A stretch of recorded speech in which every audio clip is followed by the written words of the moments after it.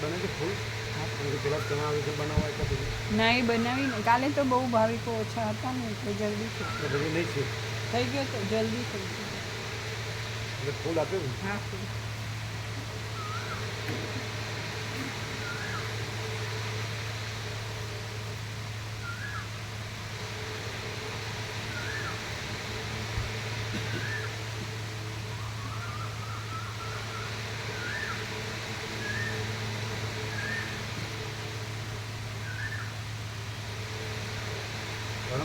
પરમ જગ્યા full and final.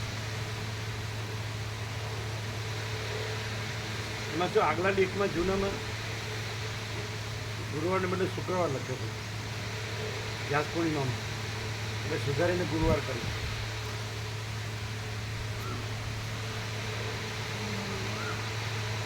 અને સાઈડમાં દર્શન યાત્રાનું પણ લખ્યું સાઈડમાં. સાઈડમાં દર્શન યાત્રાનું પણ લખ્યું.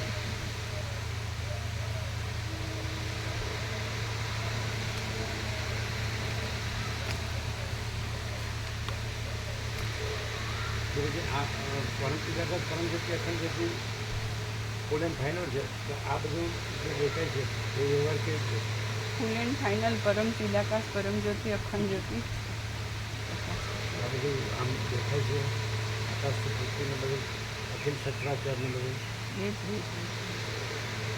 આ મહાસાગરમાં મોજાની જેમ બધું દેખાય છે, તો એ શું છે? પરમ ચિદાકાશ પરમ જ્યોતિ અખંડ જ્યોતિ.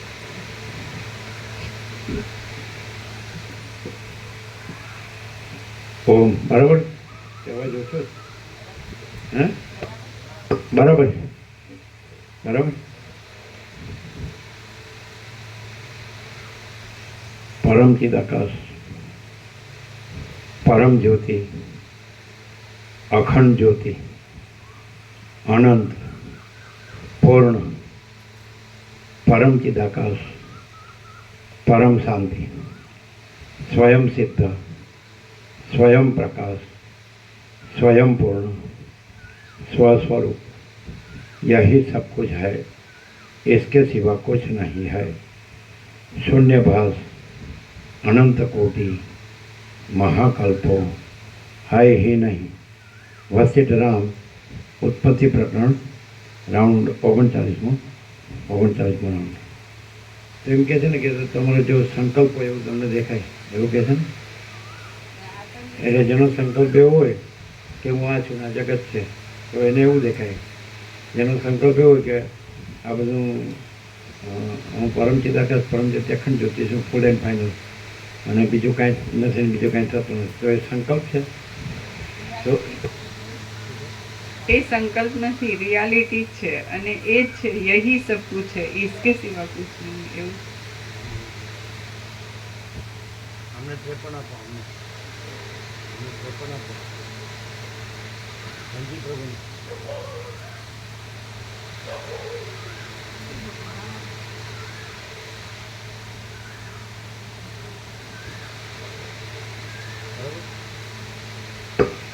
પછી બીજું તો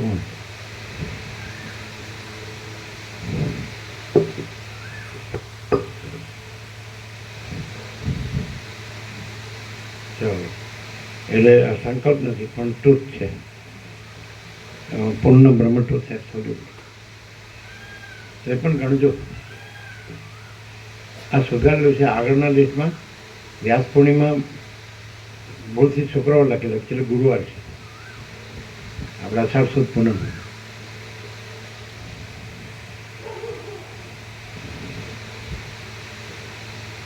આપણે પહેલેથી વ્યાસ પૂર્ણિમા જ કરીએ ને એકચ્યુઅલી સંદેશ પંચાંગમાં પહેલાં વ્યાસ પૂર્ણિમા આવતી હતું, પછી ગુરુએ ગુરુ પૂર્ણિમા કરી નાખ્યું. એકચ્યુઅલી વ્યાસ અષાઢ સુદ એટલે આપણે નેમી સારણે જઈએ ને ત્યાં વ્યાસે 88,000 ઋષિઓ વચ્ચે જ્ઞાન સત્ર યોજ્યું હતું અને ત્યાં બધું આશ્રમ જ છે, ઋષિમુનિ રહેતા હતા વર્ષો પહેલાં. અને ત્યાં વડ છે વ્યાસ વડ, ત્યાં લખ્યું હતું અષાઢ સુદ પૂનમ વ્યાસ જન્મ તિથિ છે. એટલે એ વ્યાસ પૂર્ણિમા છે ને આપણે પહેલેથી વ્યાસ પૂર્ણિમા જ કરીએ છીએ, આપણે ગુરુ પૂર્ણિમા નથી કરતા. અને ગુરુએ ગુરુ પૂર્ણિમા કરી નાખ્યું. ખ્યાલ આવ્યો? નહીં આવ્યો, ખ્યાલ ન આવ્યો. અચ્છા, બીજું તમને એક કહેવાનું હતું. અહીંયા છે ને, તમે ઊભા થશો એટલે દેખાશે. ઊભા થઈને ધનજી પ્રભુ,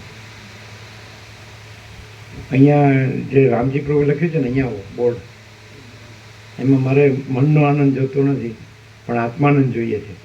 જો આ આગળ છે બોર્ડ, જાઓ જાઓ આગળ જાઓ, એને બતાડજો. ને આપણે પરમ ગુરુની વાત હતી ને, એટલે ક્લિયર કરીએ.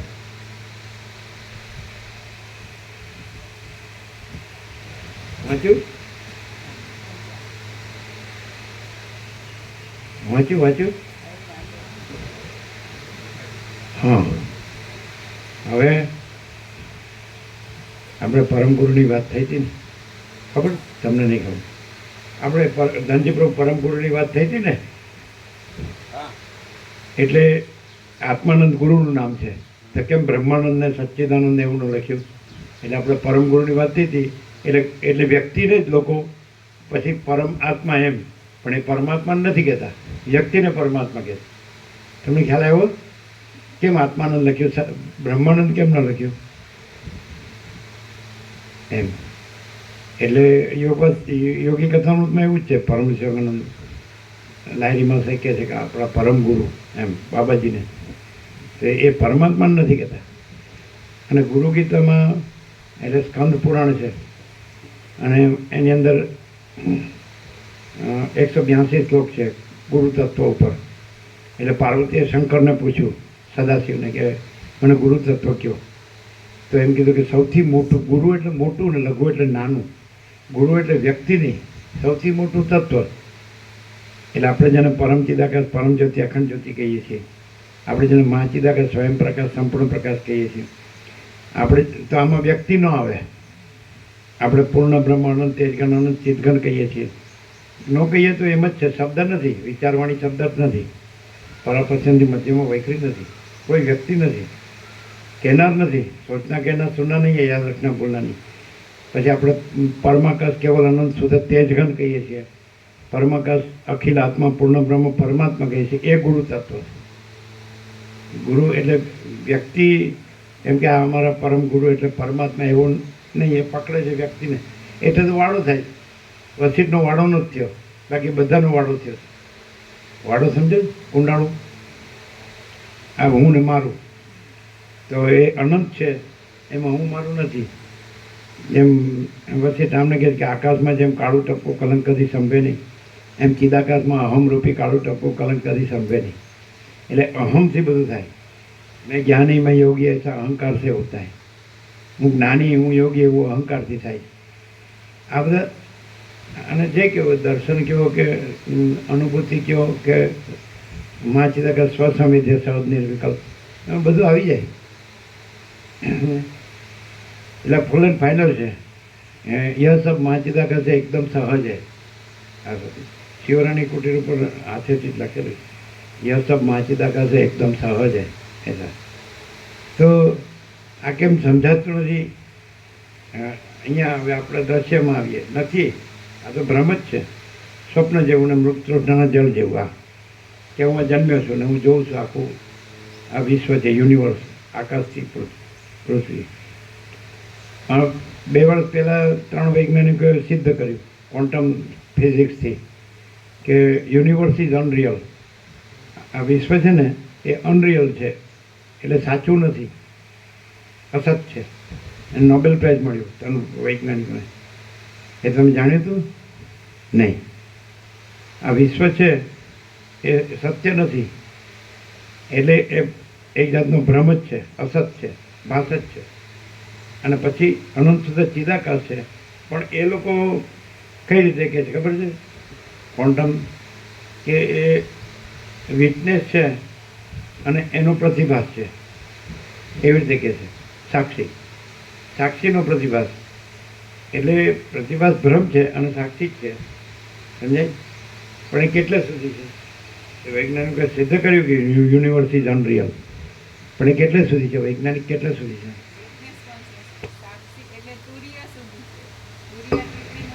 આપણે એ તુર્ય તો ઓળખ્યું ને.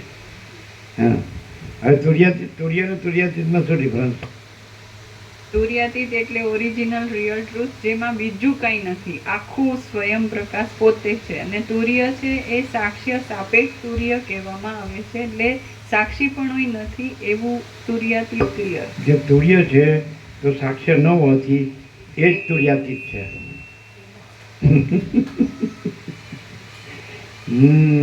તમે તુર્ય અને તુર્યાતીતમાં જુદા પડો છો. અમે તુર્ય છે એ તુર્યાતીત પર આરોપ છે, આરોપ નથી ને તુર્યાતીત જ છે. તમે તુર્યને જુદું પાડો છો, સમજાય છે? એ તુર્યાતીત જ છે. હવે નીચે વધારે આવીએ. નીચે તો તમે તુર્યાતીત છે એને સાવ નીચે આપણે અહીંયા સુધી આવીએ, માણસ સુધી. તો માણસ છે હું કે છે, સમજાય? તો એ આરોપથી હું કે છે, તુર્યાતીત જ છે. યા અલખ નિરંજન. આ બોલે ફાઇનલ.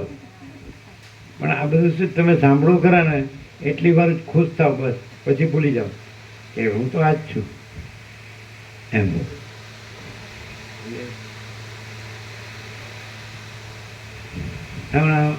અમને 17 આપો, 17 એટલે એમના સર્કલમાં આપી શકે.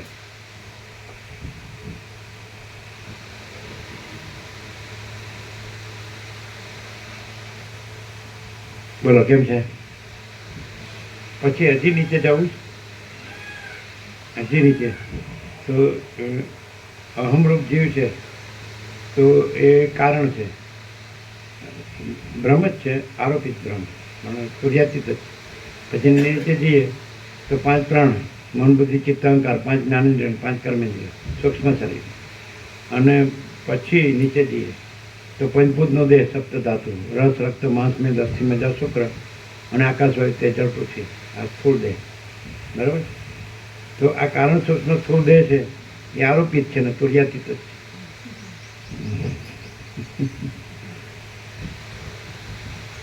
હવે જો કોઈ ભ્રમથી રહે તો એ આરોપિતથી રહે, અને જે તુર્યાતીત રહે તો એનામાં આ ભ્રમ ન હોય.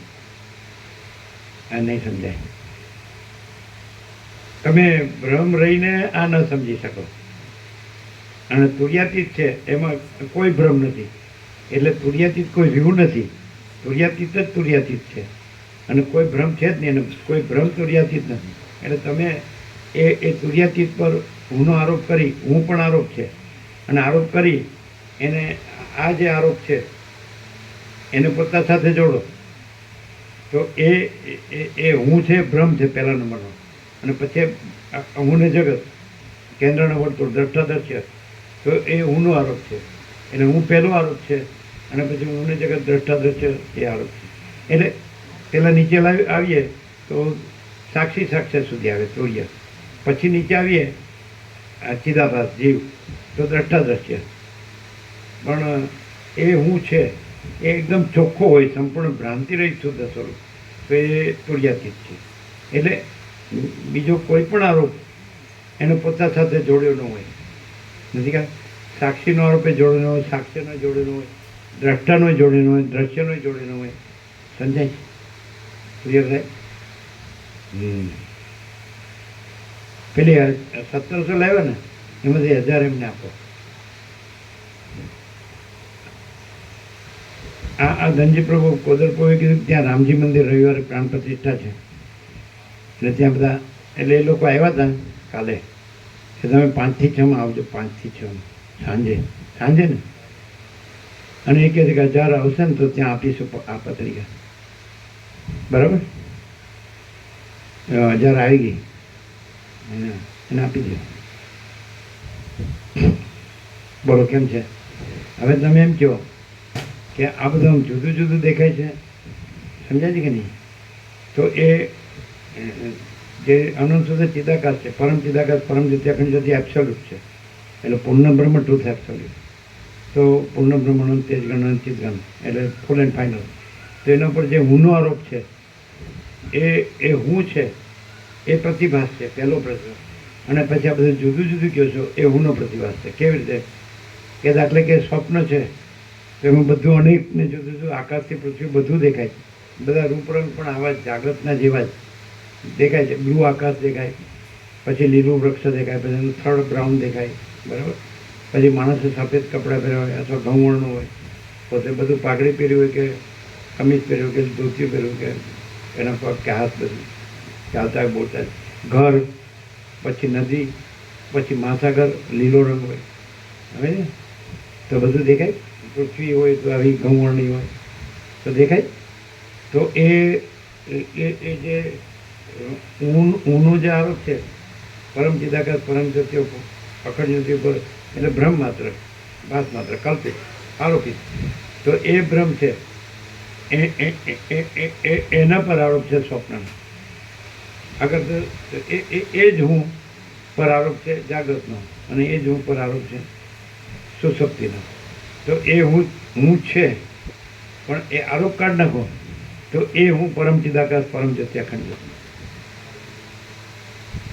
હા, બરાબર. એટલે બધાને પહોંચી જશે. બોલો શું કહો? આ ફૂલ એન્ડ ફાઇનલ. હવે દાખલ કે તમે કાંઈ પણ કરો છો તો આરોપિતમાં છો, બ્રહ્મમાં છો. અને પરમ ચિદાકાશ પરમ જ્યોતિ અખંડ જ્યોતિ, તો એમાં બીજું કોઈ નથી, કાંઈ નથી, કાંઈ થતું નથી. એટલે જો કાંઈ ન હોય તો એ હું એકદમ ચોખ્ખો હું, તો એ પરમ ચિદાકાશ પરમ જ્યોતિ અખંડ જ્યોતિ છે. એ પછી હું નથી. હું જે કહેવાનું આવે ને તો એમાં બ્રહ્મનો આરોપ પોસિબલ છે, પણ હું કહેવામાં જ નથી આવતું. હું સંભવ જ નથી. આકાશમાં જેમ કાળું ટપકું કલંકથી સંભે ને, એમ ચિદાકાશમાં અહમરૂપી કાળું ટપકું કલંકથી સંભે નહીં. એટલે હું છે જ નહીં, હું આરોપિત છે. સૌથી પહેલો આખો હું છે, સમજે છે કે નહીં? તો આપણે જે એકદમ એનાલિસિસ કર્યું કે સમષ્ટિ સાક્ષી બ્રહ્મ અને સમષ્ટિ સાક્ષી ઈશ્વર હિરણ્યગર્ભ વિરાટ, અને એના પાર્ટ એન્ડ પાર્સલ વ્યષ્ટિ સાક્ષી આત્મા અને વ્યષ્ટિ સાક્ષ્ય જીવ મન દેહ. તો આ સમષ્ટિ વ્યષ્ટિ સાક્ષ્ય છે, સાક્ષી સાક્ષ્ય એ છે જ નહીં. અને જે ચિદાભાસ કીધો વ્યષ્ટિ સમષ્ટિ કે વ્યષ્ટિ, તો એમાં દ્રષ્ટા દ્રશ્ય આવે, સમજે? સાક્ષીમાં સાક્ષી સાક્ષ્ય આવે. સાક્ષી દ્રષ્ટા દ્રશ્યથી ઉપર છે, દ્રષ્ટા દ્રશ્ય આમાં આવે, હા, ચિદાભાસમાં આવે, સમજે? આજે હું આજ છું અને આ બધું છે, તો એમાં દ્રષ્ટા દ્રશ્ય આવે, આમાં સાક્ષી સાક્ષ્ય ના આવે. એટલે આનાથી ઉપર હોય આત્મ સાક્ષાત્કાર થાય તો પોતે અનંત સુધી ચિદાકાશ છે, અને પોતે આ જીવ જગત નથી. આખું સમષ્ટિ જ લઈ જવાનું ટોટાલિટીમાં, સમજે?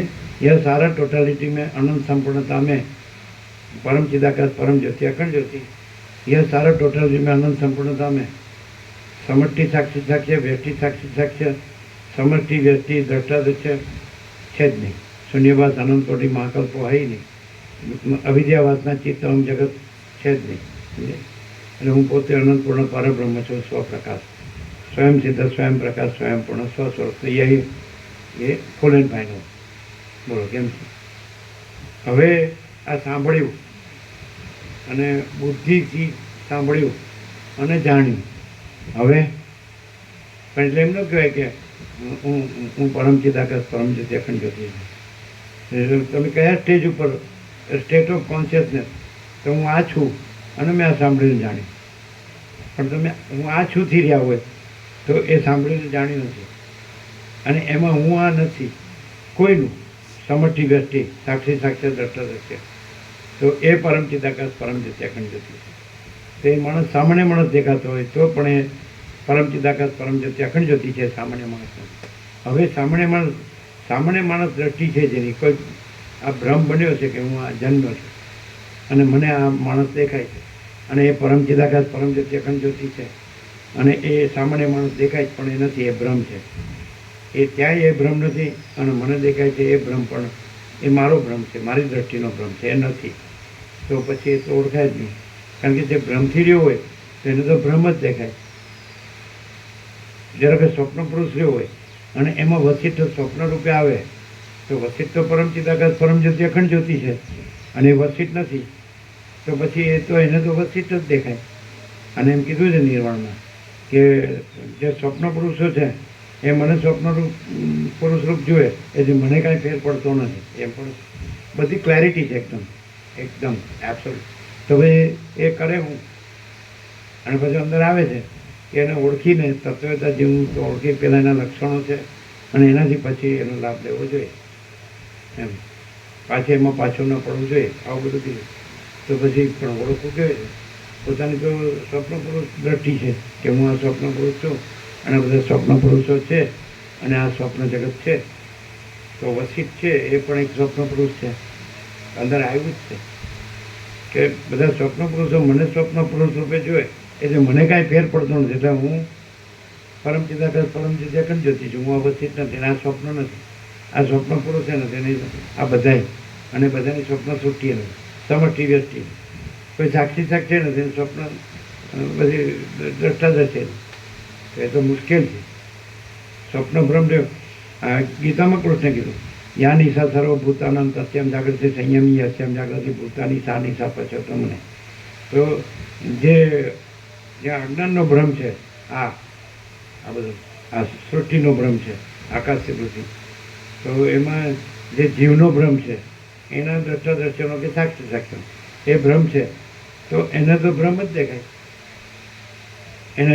એને જે પરમ ચિદાકાશ પરમ જ્યોતિ અખંડ જ્યોતિ ના દેખાય. યા નિશા સર્વભૂતાના સત્યામ જાગૃતિ છે એટલે જે પરમ ચિદાકાશ પરમ જ્યોતિ અખંડ જ્યોતિ રૂપ છે તો એ રૂપ જ છે.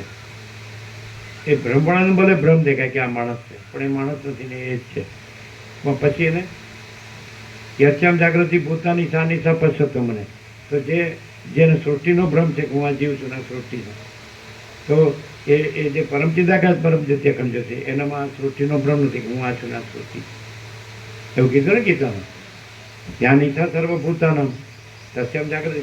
જે સર્વભૂતો એટલે અજ્ઞાન જે ભ્રમ છે બધો સૃષ્ટિનો ભ્રમ સંસારનો ભ્રમ જે કાંઈ કહેતા વિશ્વ કહેતા જગત કહેતા ભ્રમ સમજાય. તો એમ યા નિશા સર્વભૂતાનામ તસ્યામ જાગૃતિ સંયમ. જેમને પરમ ચિદાકાશ પરમ જ્યોતિ અખંડ જ્યોતિનું દર્શન નથી, અનુભૂતિ થાય એ સ્વસમિતિ સહજ નિરંતર એ નથી. તસ્યામ જાગૃતિ સંયમી જ્ઞાની એમાં જાગે એટલે જ્ઞાની એ જ છે. પછી એ પરમ ચિદાકાશ અને જ્ઞાની એવું દ્વૈત એમાં નથી. આમાં એમ કે તત્વતા જીવમુક્તને સદા અખંડ જ્યોતિનું દર્શન થાય છે, સદા પરમ જ્યોતિ એટલે એમાં દ્રષ્ટા દર્શન દ્રશ્ય નથી. એ પોતે જ પરમ જ્યોતિ અખંડ જ્યોતિ છે ને પોતે જ પરમ જ્યોતિ છે. એટલે નિરૂપણ છે એ રીતે અર્થ ન કરાય. પ્રકાશનો અર્થ કરો તો આખો બધો પ્રકાશ એક જ છે અને સમાન રૂપે એક જ છે. મા સામાન્ય મા તત્વ બોલો. તો પછી અને યશમ જાગૃતિ ભૂતાની સા નિશા પશ્યત.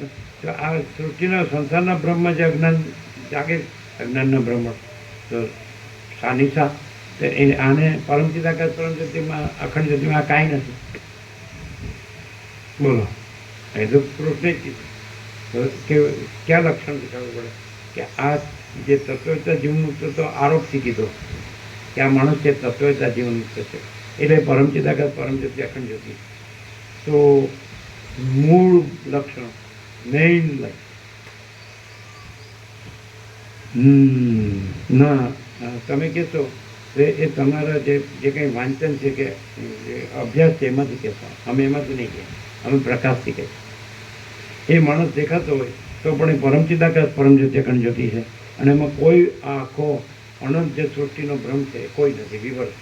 વિવર્ત કયો, દ્વૈત કયો, આભાસ કયો, એપિયરન્સ કયો, ઇલ્યુઝન ભ્રમ કયો, કલ્પના કયો, મોહ કયો, ભાસ કયો, કુછ નહીં. એનામાં કાંઈ નથી. પણ એ તો દેખાય છે બધા જેવું જ.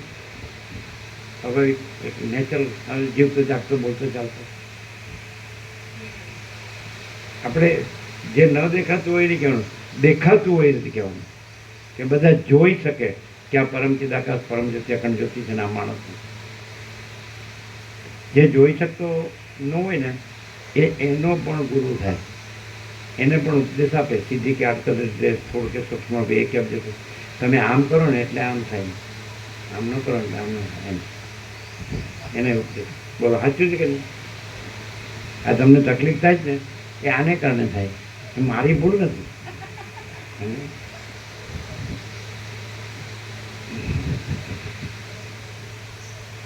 એ બધું સમજે નહીં. હા ગમે એટલું આપણું ફોડ પાડીને કહીને ફોડ એટલે શું? અને સ્પોટ એટલે શું? એટલે આખો ઉઘાડ, કંઈ છુપાવ્યા વિનાનું. હે? આખો ઉઘાડ, કંઈ છુપાવ્યા વિનાનું. તો આપણે આપણી સામે પરમ ચિદાકાશ પરમ જ્યોતિ અખંડ જ્યોતિ જે બ્રહ્મ માત્ર માણસ રૂપે આવી જાય તો આ પરમ ચિદાકાશ પરમ જ્યોતિ અખંડ જ્યોતિ છે. તો આંધળો હોય નહીં દેખાય એવું શું? ગમે એવો ભ્રાંતિવાળો જોવે ને, જો અંદરનું નહીં કહેવાનું, જે દેખાતું હોય. જે ખાસ કરીને 800 કરોડ નહીં, પહેલો માણસ છે ને સૃષ્ટિ થઈ અને છેલ્લો પ્રલય મહાપ્રલયમાં નો રહે ને ત્યાં સુધીને બધાને સ્વીકારવું પડે કે આ સાક્ષાત પરમ ચિદાકાશ પરમ જ્યોતિ અખંડ જ્યોતિ છે અને આ હું એને જોઉં છું માણસ રૂપે. એ બધું કાંઈ નથી અને હું આ બધું અનંત દ્રશ્ય જોઉં છું. બધા જે છે એમાં પોતે બધા જીવો છે ને અનંત દ્રશ્યને જોનારા છે. એ બધું કાંઈ નથી અને આ સાક્ષાત એ જ છે જો હૈ સો હૈ. બીજું કોઈ નથી, કાંઈ નથી, કાંઈ થતું નથી. પણ માણસ દેખાય છે, બધાને સ્વીકારવું પડે. એવું શું ન આવડે બોલો? તમે પછી ફિલોસોફીમાં જતા રહેશો. આપણે તત્વબોધથી વાત નહીં કરવાની, આપણે તો પ્રેક્ટિકલમાં. આમ આંધળો હોય ને તો કે આ પરમ ચિદાકાશ પરમ જ્યોતિ અખંડ જ્યોતિ છે અને એમાં દેખતો ને આંધળો કાંઈ નથી. એવું શું? સામાન્ય માણસ દેખાતો હોય પણ છતાંય પરમ ચિદાકાશ પરમ જ્યોતિ અખંડ જ્યોતિ જ છે ને બીજું કંઈ નથી. અને કોઈ પણ જાતની ભ્રાંતિવાળો આવે, સ્થૂળવાળો આવે ને તો એને એમ લાગે કે જે મારામાં રાજ્ય ભોગો લક્ષ્મી કે કામિની કાંચન કીર્તિની જે કંઈ છે વાસના લોલુપતા એમાંનું આમાં કંઈ નથી. પ્યોર એન્ડ શ્યોર પવિત્ર છે એવું લાગે, દિવ્ય લાગે, અલૌકિક લાગે. પછી જે અહંકારી હોય એને એમ થાય કે હું કંઈક છું, મારામાં આ બધું છે, હું જાણું છું કે કંઈ પણ. તો એમાંનું કંઈ આ હું આમાં હોતું જ નથી. આખું અનંત જે છે એ જ પ્રકાશતું હોય. એમાં ક્યાંય સીમિતતા, પરિચ્છિન્નતા, સાપેક્ષતા નથી હોતી. વર્તન વ્યવહાર કંઈ પણ જોવે, સામાન્ય માણસ તરીકે જોવે તોય ક્યાંય એમાં. અને પછી એને સાંભળે કે એનું અનુસંધાન કરે કે એમના વચનામૃત કે કંઈ પણ વાંચે કરે, જ્યાંથી પણ કોઈ પણ રીતે અનુસંધાન, ઇવન ગાળો દેવા માટે થઈને મને વિવેક કર્યો ને હું એની સામો થવું એમ કરીને એનો વિરોધ કરવા માટે કરે ને તોય એને એમાંથી શું મળે? અનંત અખંડ અભેદ, ભેદ વિનાનો આખો અને કંઈ પણ ખંડ કર્યા વિનાનો પ્રકાશ મળે. અને જે શુદ્ધાત્મા છે, ચોખ્ખો છે, જેને સંસારમાં કોઈ ભ્રાંતિ રાખ્યા વિના એનો વ્યવહારને પરમાર્થ માટેનો જે પુરુષાર્થ છે એવો જે છે શ્યોર, પ્યોર એન્ડ શ્યોર, એને એમ દેખાય કે આમાં કોઈ પણ જાતનું વ્યષ્ટિ, સમષ્ટિ, સાક્ષી, સાક્ષ્યનું નથી અને આખો ચોખ્ખો પ્રકાશ પોતે પ્રકાશે છે. તો કોઈ પણ રીતે ગમે તે લેવલનો હોય ને, ગમે તે લેવલનો ભ્રાંતિવાળો હોય ને એને અખંડ પ્રકાશ અને અખંડ શાંતિ, અખંડ આનંદ જોવા મળે. અને ગમે ત્યારે જોવે ને 24 કલાકમાં ગમે ત્યારે, એક દિવસ પહેલી વાર જોયા ત્યારથી તે આજ સુધી જે પણ કોઈ રીતે એને જોવું હોય કે આમાંથી હું ખામી કાઢું, પાણીમાંથી પોળા કાઢું, કંઈ પણ રીતે જોવા જાય ને, કમ્પેર કરે દુનિયામાં એને જે માનેલું ઠસાવેલું હોય એની સાથે કમ્પેર કરવા જાય તોય એને એવી ખબર પડે કે આ છે એવી પરમ શાંતિ છે, એવું સ્વરૂપ પ્રકાશ છે કે કોઈ દિવસ એમાંથી રત્તીભર લેશ માત્ર, રજ માત્ર, મુદ્દલ એને સ્વરૂપ છોડ્યું નથી. અને અખંડ આને આ જ છે. અને કોઈ પણને એમ લાગે કે મને આમ કીધું કે તેને તેમ કીધું કે આ આવું, પોતે સંસારની દ્રષ્ટિથી જ જોતો હોય તો એની બુદ્ધિ લિમિટેડ હોય, એની જે માન્યતાઓ હોય એ બધી રૂઢ થયેલી હોય, તો એને એ વખતે પ્રકાશ થતો હોય, વિવેક થતો હોય ત્યારે પણ એને એમ લાગે કે આવું સ્વામીજીએ આવું કર્યું, એવું જ્યારે થતું હોય એવો ખોટો હોય, પોતે ખોટો હોય અને એ સત્યને સમજી ન શકતો હોય, જાણી ન શકતો હોય, ઉડાવવા કરતો હોય અથવા તો મોઢે બોલે નહીં પણ અંદરથી સ્વીકાર ના હોય, એવો જે હલકો માણસ હોય ને એને પણ એ તો વસ્તુ દેખાય જ કે આ છે એ બધાના કલ્યાણ માટે છે. કોઈ ઈગો પ્રેરિત કે કોઈ ગુરુની ગ્રંથિથી કે કોઈ ભગવાન થઈ બેઠા હોય ને એ લોકો જે કરતા હોય એમાંનું કંઈ અહીંયા નથી. આખો ચોખ્ખો પ્રકાશ છે માણસ તરીકે જુએ તોય. અને સ્વરૂપનું જે આ પ્રકાશ છે, તત્વબોધ કરે જ્યારે પણ કોઈ પણ વખતે, એવું નહીં કે આ કોઈ સદગ્રંથિ કે સત્શાસ્ત્રથી કે એવી રીતે એને લઈને તત્વબોધ કર્યો.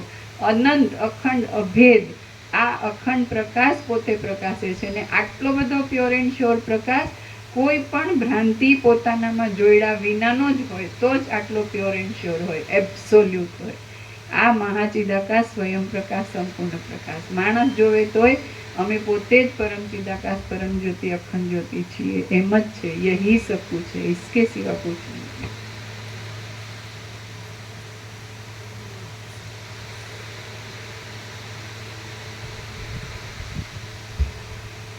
આદ્ય પરબ્રહ્મ સદગુરુ દેવ કી જય.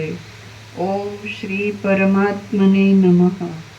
સદગ્રંથોમાં શિરોમણી શ્રી યોગ વાસિષ્ઠ મહારામાયણ ઉત્પત્તિ પ્રકરણ પાના નંબર 179 179. સર્ગ 26મો. લીલાને પોતાના ઘરમાં સ્વજનોનું દર્શન થયું. આ 26મા સર્ગમાં પોતાના ઘરમાં સ્વજનોનું દર્શન થયા પછી તથા તેઓનો વિલાપ સાંભળ્યા પછી ત્યાં જ ઊભેલી લીલા ઉપર સરસ્વતીએ અનુગ્રહ કર્યો એ કથા કહેવાશે અને જગતનું તત્વ પણ કહેવાશે. પાના નંબર 179 ડાબી બાજુ વચ્ચે. ધૂળથી ઘેરાયેલી અને લોકોની 179 179 પાના નંબર 179 સર્ગ 26.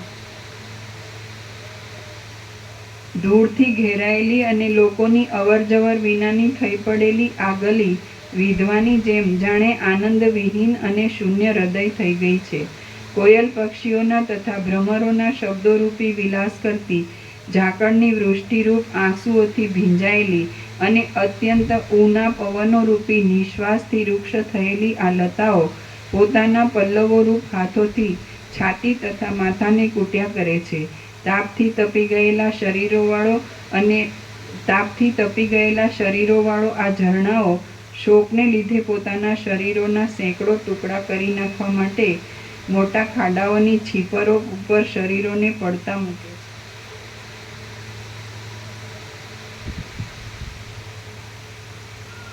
તાપથી તપી ગયેલા શરીરોવાળા આ ઝરણાઓ શોકને લીધે પોતાના શરીરોના સેંકડો ટુકડા કરી નાખવા માટે મોટા ખાડાઓની છીપરો ઉપર શરીરોને પડતા મૂકે છે. આ અમારા ઘરોનો સરસામાન વિખાઈ ગયો છે, તેની લક્ષ્મી ઉડી ગઈ છે, સર્વ સ્થળે સુનકાર વર્ત્યો છે અને સર્વત્ર ઘાટા અંધારા વ્યાપ્યા છે. એવા આ અમારા ઘરો અવશ્ય અરણ્યરૂપ થઈ ગયા છે. ભ્રમરોના શબ્દોથી વિલાપ કરતી આ ફૂલવાડીઓમાંથી અમને અપ્રિય લાગતો સુગંધ નામનો દુર્ગંધ નીકળ્યા કરે છે. આ ચૈત્ર માસના વૃક્ષોનો વિલાસ આપનારી લતાઓ પણ પોતાના ગુચ્છોરૂપી નેત્રોને સંકોચી લે છે. દિવસે દિવસે રસ રહિત તથા દુર્બળ થાય છે, તૂટી પડે છે. જવામાં ઉતાવળી થયેલી ઘણો કલકલાટ કરતી અને ધરતી પર લોટતી જતી આ નદીઓ શોકને લીધે પોતાના શરીરોને સમુદ્રમાં નાખવા સજ્જ થયેલી છે. આ વાવો પ્રથમ ઘણી ચપળતાવાળી હતી, પણ તે હમણાં મગતરું બેસવાથી જેટલું ચલન થાય તેટલું ચલન સુદ્ધા કરતી નથી અને મનમાં આનંદને ઉત્પન્ન જ થવા નહીં દે એવા શોકની ભાવના કર્યા કરે છે. અમે ધારીએ છીએ કે હમણાં અમારા માત પિતા આકાશને શોભાવતા હશે, તેથી આકાશમાં કિન્નરો, ગંધર્વો, વિદ્યાધરો અને અપ્સરાઓ ગાયન કરવા લાગ્યા હશે. હે દેવીઓ, આ પ્રમાણે બન્યું છે તો હવે તમે અમારા શોકનો નાશ કરો, કારણ કે મહાત્માઓનું દર્શન કદી પણ નિષ્ફળ થતું નથી. વસિષ્ઠ બોલ્યા, પુત્રે એ પ્રમાણે કહ્યું એટલે કમલીની જેમ નમીને પોતાના પલ્લવથી, પોતાના મૂળથી ગાંઠનો સ્પર્શ કરે છે, તેમ લીલાએ નમીને પોતાના નમ્ર પુત્રના માથા ઉપર પોતાના હાથથી સ્પર્શ કર્યો. એટલે કમલીની જેમ નમીને પોતાના પલ્લવથી, પોતાના મૂળથી ગાંઠનો સ્પર્શ કરે છે.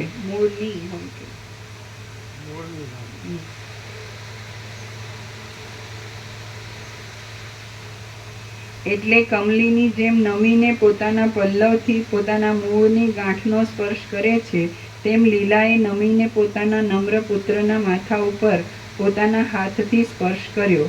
જેમ પર્વત વર્ષા ઋતુના મેઘનો સંબંધથી મેઘના. જેમ પર્વત વર્ષા ઋતુના મેઘના સંબંધથી ઉનાળાના તાપનો ત્યાગ કરે છે, તેમ જ્યેષ્ઠ શર્માએ લીલાના હાથના સ્પર્શથી દુઃખના અને દુર્ભાગ્યપણાના સંકટનો ત્યાગ કર્યો. જેમ લોક અમૃતના પાનથી જેમ પર્વત વર્ષા ઋતુના મેઘના સંબંધથી ઉનાળાના તાપનો ત્યાગ કરે છે, તેમ જ્યેષ્ઠ શર્માએ લીલાના હાથના સ્પર્શથી દુઃખના અને દુર્ભાગ્યપણાના સંકટનો ત્યાગ કર્યો. જેમ લોક અમૃતના પાનથી દુઃખ રહિત અને લક્ષ્મીવાળા થાય છે, તેમ એ ઘરના સઘળા માણસો તે દેવીઓના અવલોકનથી દુઃખ રહિત અને શોભાવાળા થયા. રામ બોલ્યા, એ લીલાએ પોતાના પુત્ર જ્યેષ્ઠ શર્માને દેવી રૂપે દર્શન દીધું, પણ શા માટે જનની રૂપે દર્શન ન દીધું? પ્રથમ મારા આ સંશયને મટાડો. વસિષ્ઠ બોલ્યા, જે અજ્ઞાની માણસ કલ્પિત પૃથ્વી આદિના સમૂહ રૂપે દેહને સ્થૂલ ભૂતમય સમજે છે, તેની દ્રષ્ટિમાં એ દેહ સ્થૂલ જ થઈ જાય છે, પણ જ્ઞાની માણસોને તો તે દેહ કેવળ બ્રહ્મ રૂપે જ રહે છે. વસિષ્ઠ બોલ્યા, જે અજ્ઞાની માણસ કલ્પિત પૃથ્વી આદિના સમૂહ રૂપે દેહને સ્થૂલ ભૂતમય સમજે છે, તેની દ્રષ્ટિમાં એ દેહ સ્થૂલ જ થઈ જાય છે, પણ જ્ઞાની માણસોને તો તે દેહ કેવળ બ્રહ્મ રૂપે જ રહે છે. પહેલા કહી દીધું બધું. બધું આવી ગયું. આવ્યું? હા. એટલે ભ્રાંત દ્રષ્ટિના આરોપથી બ્રહ્મદેવ આકારે પાસે છે, પણ બ્રહ્મ છે પોતે, અને ભ્રાંત દ્રષ્ટિ કે ભ્રાંત દેહ એવો આરોપ પોતા પર છે જ નહીં. એટલે બધું પોતે બ્રહ્મરૂપ જ છે. હવે આ શબ્દથી બોલે એટલે કંઈ બ્રહ્મરૂપ નથી, સમજાય? પણ એ સંપૂર્ણ ભ્રાંતિરહિત શુદ્ધ સ્વરૂપ હોય તો બ્રહ્મરૂપ છે. સમજે? અંદર કોઈ ભ્રાંતિ હોય, આ દ્રષ્ટા દ્રશ્ય જીવ જગત કે હું મારું કે રાગ દ્વેષ છે, કોઈ પણ આ રાજ્ય ભોગો લક્ષ્મી કે કાંઈ પણ, સમજાય? આવ્યું પહેલાં કીધું એ જ આવ્યું. એ જ્ઞાની એ દેહ નથી જોતો, પણ બ્રહ્મરૂપ જ જોઈએ. હવે એટલે દેહ બ્રહ્મરૂપ છે એવું નહીં સમજવાનું. દેહની ભ્રાંતિ નથી. જે પૃથ્વી આદિ ભૂતોથી બનેલો, એટલે આકાશ, વાયુ, તેજ, જળ, પૃથ્વી, તો એ ભ્રાંતિ એ જોતો જ નથી, કારણ કે આકાશથી પૃથ્વી છે જ નહીં, એટલે દેહ એનો બનેલો દેહ છે જ નહીં. અને સગુણ બ્રહ્મ છે, સ્વયં બ્રહ્મ છે, કેવળ બ્રહ્મ છે, એ રીતે પોતે જ બ્રહ્મ છે. એને જેને દેહની ભ્રાંતિ છે, પૃથ્વી આદિથી બનેલા, તો એની ભ્રાંતિમાં છે, બ્રહ્મમાં નથી. એટલે એમ નહીં સમજવું કે જે બ્રહ્મરૂપ હોય તો દેહની ભ્રાંતિ એને બ્રહ્મરૂપ દેખાય છે. પૃથ્વી આદિથી બનેલો દેહ બ્રહ્મ જ બ્રહ્મરૂપ છે. જે પૃથ્વી આદિથી બનેલા દેહની ભ્રાંતિ એ કાંઈ નથી, એ બ્રહ્મરૂપ નથી. કેમ શું થયું? અત્યાર સુધી જેટલો તત્વબોધ ક્યાંય પણ દુનિયામાં થયો હશે, તો એ દેહની ભ્રાંતિ આ જ બ્રહ્મરૂપ છે. સામાન્ય રીતે બધા એ જ દિશામાં દોડે છે અને એમાં બધાને પલોટે છે, પલટાવે છે, અને એમાં ને એમાં કુંડાળામાંથી બહાર નીકળવા દેતા નથી. પોતાના દેહને એ બ્રહ્મરૂપ જાહેર કરે અને બધા લઘુતા ગ્રંથિવાળા એને પકડી લે, અને આ ગુરુ ભગવાનથી એ મોટા, અને એવી રીતે બધી આ ભ્રાંતિઓ ચાલતી હોય, પોષાતી હોય. આ કેવું છે? ભ્રાંતિ વિનાનું શુદ્ધ સ્વરૂપ પોતે. એટલે એમ કે એ દેહ ભ્રાંતિને બ્રહ્મરૂપ જુએ છે, એ શબ્દમાં નો અર્થ એવો જ કરે શાસ્ત્રથી. અને એક બીજું ક્લેરિફિકેશન બહુ મોટું, જે માણસો જે પ્રભુને જ આ દર્શન કર્યા અને આ જ આકારને ભગવાન કીધા, પરમ ચિદાકાશ પરમ જ્યોતિ અખંડ જ્યોતિ કીધું, તો ત્યાં પ્રભુએ એમ ક્લેરિફાય કર્યું કે જે આકારની ભ્રાંતિ છે એ ભ્રાંતિમાં છે, ત્યાં તો બ્રહ્મ જ છે એમ. તો પ્રભુએ તો બધે જ ક્યાંય પણ આકારની ભ્રાંતિ નથી, અને બધે જ બ્રહ્મ જ છે. ભ્રાંતિ એની ભ્રાંતિમાં છે, ભ્રાંતિમાં એટલે કંઈ નથી, અને આખું બ્રહ્મ છે. ગ્રેટ કે નિત્ય નૂતન પ્રકાર. પ્રકાશ. શું કહેતા હતા? ગ્રેટ નિત્ય નૂતન પ્રકાશ. Great great great GREAT. God is great. God is great. Great જ ને. એમ સદ્દામ હુસેન બોલ્યો હતો. ફાંસી ચડાવતી વખતે ગોડ ઇઝ ગ્રેટ. બરાબર. તો પછી એ તો જ્ઞાને નહીં છે. સદ્દામ હુસેન બોલ્યો ફાંસી ચડાવ્યો એટલે કે ગોડ ઇઝ ગ્રેટ, એવું સાંભળ્યું છે? એવું નતું? કોને સાંભળ્યું ને? એવું આવ્યું હતું. હા, છાપામાં હોય તો જ મનાય.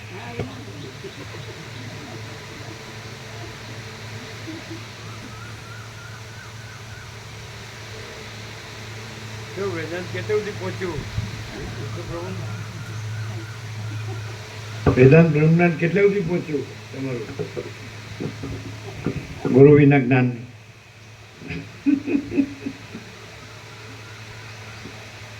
જે શાસ્ત્રના ગુરુ બોધ હોય ને એના સંમત હોય એટલું જ્ઞાન.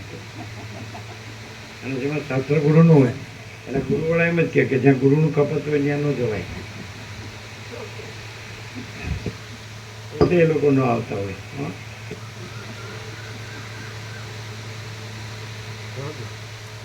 ગુરુ છે જ નહીં, શાસ્ત્ર છે જ નહીં, એટલે એને કાપવા પણ છે જ નહીં. અને પરમચિદાકાશ પરમજ્યોતિ અખંડ જ્યોતિ અકાટ્ય છે. સમજે? અને શાસ્ત્ર ગુરુની દલીલો અહમ બ્રહ્માસ્મિ એટલે હું આ બ્રહ્મ છું એ પણ અકાટ્ય છે.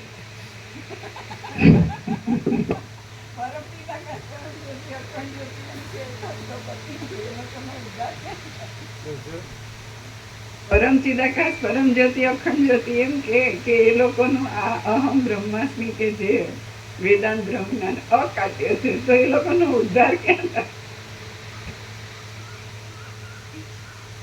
ડીમ ડીમ કહેતા છો. વેદાંત ડીમ ડીમ ઢંઢેરો પીટીને તો કે છાતી ઠોકીને. એટલે પણ છાતી ક્યાંથી આવી? ઠોકવાની ક્યાંથી આવી? આ કોઈ મરી ગયું એને ઠોકે તો બરાબર. એવું જે ભાડે લાવ્યા હોય એ લોકો કાંઈ છાતી હાથ અડતા ન હોય તો દુખે પછી.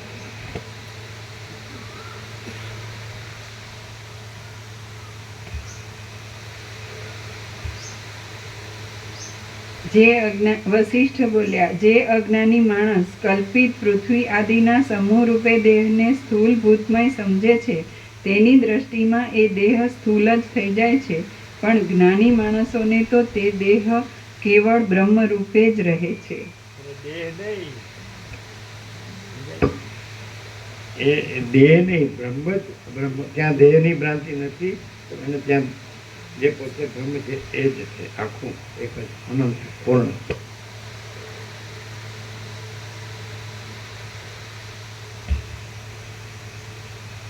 હે રામ, જેમ બાળકને તેની સામે ઉભેલો પુરુષ તે પુરુષ છે એમ નહીં સમજાયાને લીધે ભૂત લાગે છે, તેમ અજ્ઞાનીને આ પૃથ્વી આદિ પદાર્થો મિથ્યા છતાં પણ તેનું તત્વ નહીં સમજાયાને લીધે તે સત્ય ભાસે છે. આવી ગયું. આ પેલું આવી ગયું. ગીતાનો કૃષ્ણનો શ્લોકે આવી ગયો. યાન ઈશા સર્વભૂતામાં એ પણ આવી ગયું. એ કહેવાય ગયું. આવ્યું ને કે અજ્ઞાનીને બ્રહ્મ જ સાચો લાગે છે અને જ્ઞાનીને બ્રહ્મ જ સાચું લાગે છે. એટલે બ્રહ્મ છે જ નહીં. અને પેલા અજ્ઞાનીને બ્રહ્મ છે જ નહીં, બ્રહ્મ જ છે.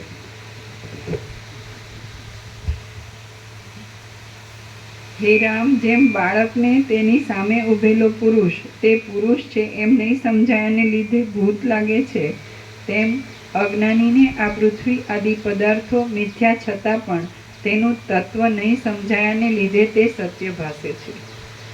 જેમ સ્વપ્નમાં પૃથ્વી આદિ રૂપે પ્રતીત થયેલા પદાર્થો આ આ તો તમારો 39 રાઉન્ડ છે, બહુ અભ્યાસ છે એટલે હવે તમને ખબર પડી કે તમને તત્વની ખબર પડી કે આ બધું તત્વ છે અને આ બધું બ્રહ્મ નથી.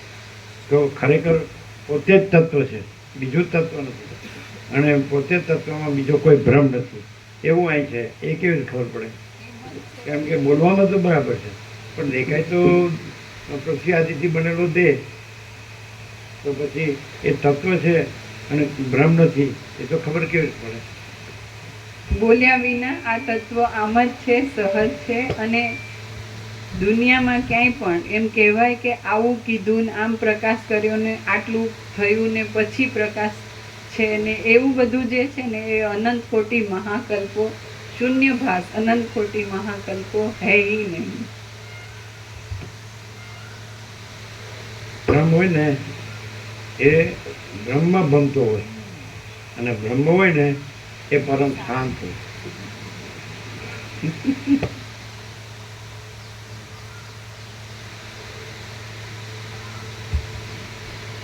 જેમ સ્વપ્નમાં પૃથ્વી આદિ રૂપે પ્રતીત થયેલા પદાર્થો આ સ્વપ્ન છે એમ જણાયાથી ક્ષણ માત્રમાં પૃથ્વી આદિ રૂપથી રહિત થઈ જાય છે, તેમ જાગ્રતમાં પણ પ્રતીત થતા પદાર્થોમાં તેનું તત્વ જણાયાથી ક્ષણ માત્રમાં બ્રહ્મરૂપ થઈ જાય છે.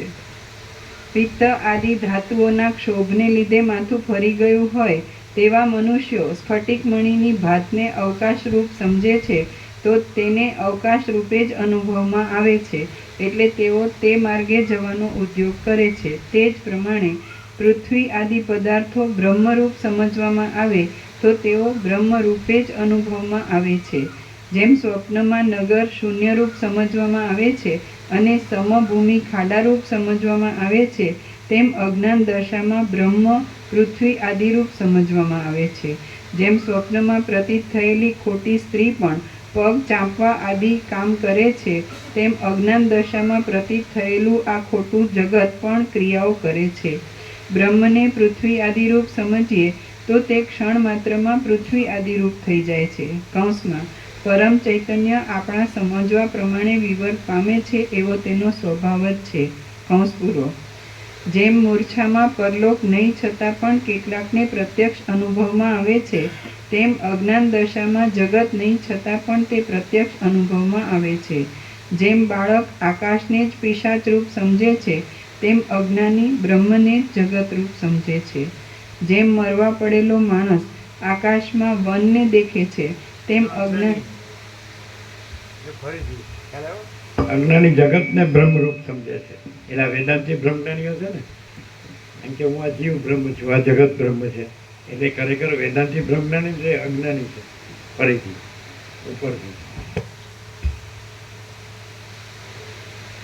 જેમ મૂર્છામાં પરલોક નહીં છતાં પણ કેટલાકને પ્રત્યક્ષ અનુભવમાં આવે છે, તેમ અજ્ઞાન દશામાં જગત નહીં છતાં પણ તે પ્રત્યક્ષ અનુભવમાં આવે છે. જેમ બાળક આકાશને જ પિશાચરૂપ સમજે છે, તેમ અજ્ઞાની બ્રહ્મને જ જગતરૂપ સમજે છે. જેમ મરવા પડેલો માણસ આકાશમાં વનને દેખે છે, તેમ અજ્ઞાની બ્રહ્મમાં જગતને દેખે છે. જેમ માણસ બ્રહ્મમાં આકાશને કેશના કુંડાળા રૂપ સમજે છે, તેમ અજ્ઞાની માણસ બ્રહ્મને જગત રૂપ સમજે છે. જેમ કોઈને આકાશમાં મોતીની પ્રતીતિ થાય છે, તેમ અજ્ઞાનીને બ્રહ્મમાં જગતની પ્રતીતિ થાય છે.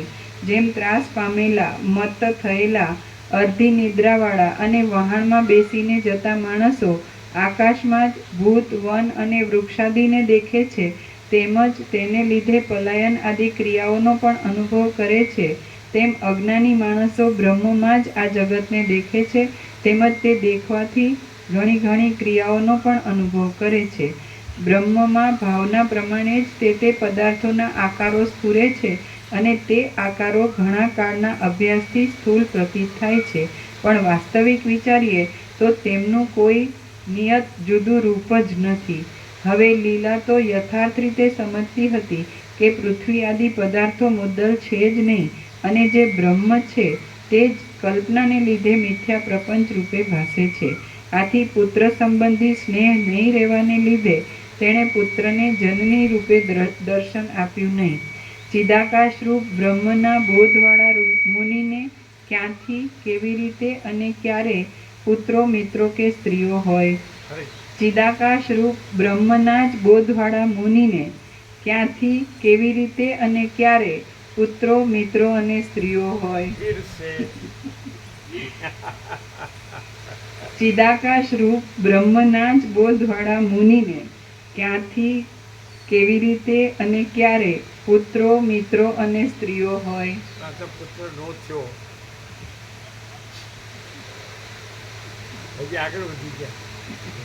આ ક્યાંથી હોય એનાથી આગળ વધી ગયા. આ તો હોવું જ જોઈએ, પણ નો થયું. પૈસો થયો પણ પુત્ર નો થયો, પણ વાંધો નહીં. પુત્ર પુત્રીમાં કોઈ ડિફરન્સ નથી. પુત્ર એ તમારો શાસ્ત્રો છે, તો એમાં અને સ્ત્રીના દેહનો આટલો બધો દોષ વર્ણેલો ભગવદ્ ગીતામાં છે અને બધા બધા જ શાસ્ત્રોમાં. પછી એમાં સંન્યાસની સંમતિ નથી. આજે આ લોકો સરખું કરવા જાય છે અને એ લોકોને લૌકિકમાં પદ આપે છે કે ભાઈ આ પ્રેસિડેન્ટ બની શકે ને પ્રાઇમ મિનિસ્ટર બની શકે, આઈસીએસ બની શકે ને હોદ્દા બધા. એટલે એ એજ્યુકેશનમાં અને આ કર્મમાં કોઈ પણ ક્ષેત્રમાં એ એકદમ ઊંચા હોદ્દા પર હોઈ શકે એમ. પણ એને સંન્યાસ પણ નથી કીધું. નથી સમજાતું? ખબર નથી? ખબર આને ખબર નથી, એને ખબર નથી. હે નથી કીધું. પ્રાચીન શાસ્ત્રોમાં સત્શાસ્ત્રોમાં સ્ત્રીને માટે સંન્યાસ નથી કીધું. નથી ખબર. એટલે બોલો શું કર્યું આને? હા, આ તો હું ચલાવે છે. તમને ખ્યાલ છે? શું બોલો? હેટ શું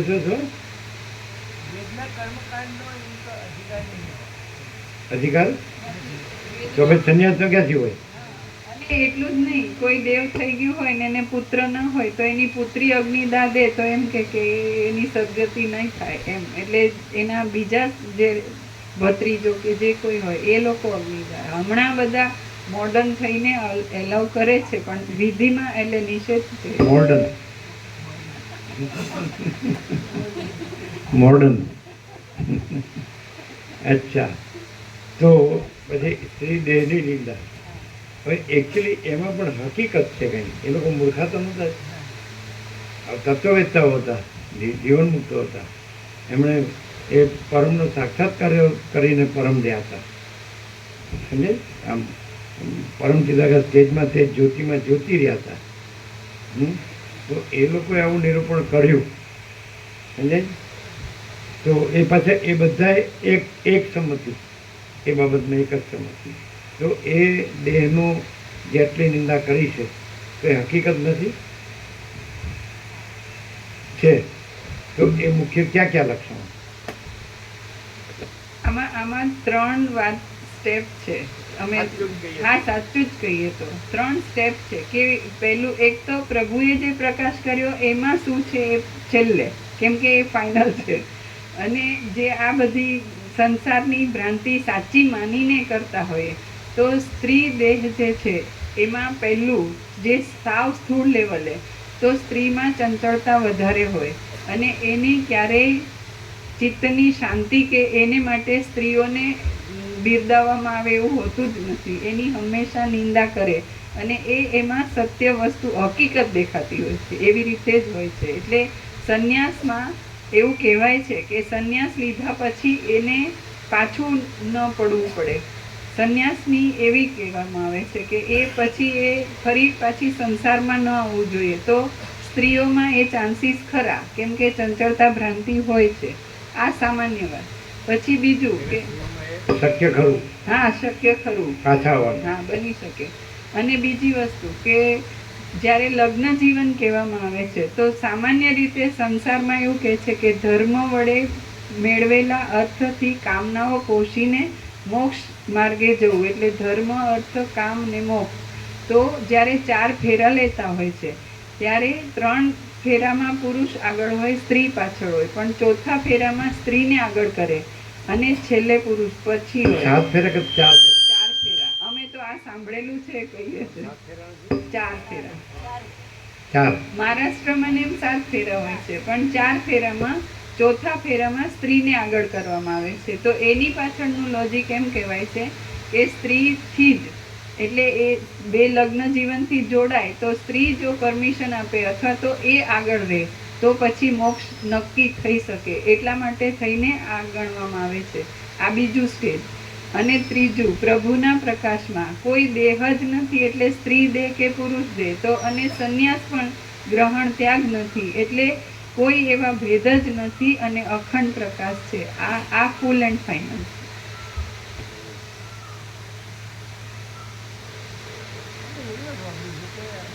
પુરુષોમાં એમ તો સ્ત્રી પ્રત્યે આકર્ષણ વધારે હોય છે એનો રાગ ભ્રાંતિ દૂર કરવા માટે એનું વર્ણન આવે છે.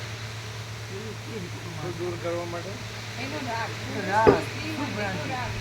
પુરુષનો સ્ત્રી માટેનો રાગ દૂર કરવા માટે, સ્ત્રીના આ નિંદા એટલે એ ભ્રાંતિ દૂર કરવા માટે એવું વર્ણન કરવામાં આવે છે.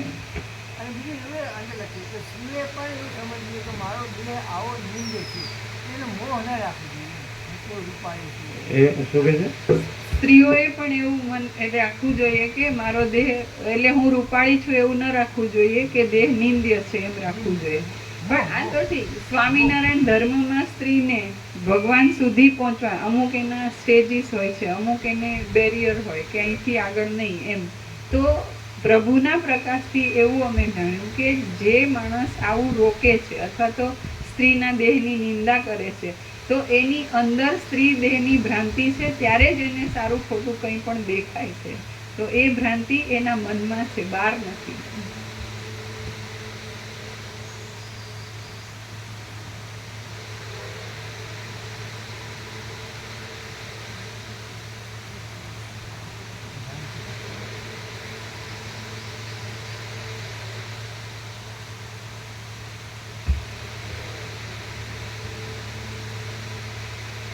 ચિદાકાશ રૂપ બ્રહ્મના જ બોધવાળા મુનિને ક્યાંથી કેવી રીતે કે સ્ત્રીએ એમ રહેવું જોઈએ કે આ રૂપ છે સાચું નથી, એનું મોહ સાચું નથી, સમજાય? પણ પુરુષને એ સ્ત્રી એમ રાખે તોય પુરુષને મોહ રાખવાની છૂટ. આગળ એ જ વિચારતા હતા.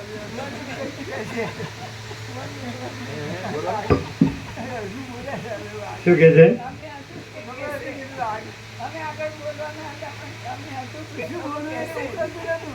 આ જ વસ્તુ અમને એમ હતું કે આગળ બોલવાના હતા, પણ અમને હતું કે પ્રભુ આ કહેશે જ. એમ અધૂરું હતું એનું ખબર છે કે અમે બોલ્યા અધૂરું છે, હજુ પૂરું નહીં.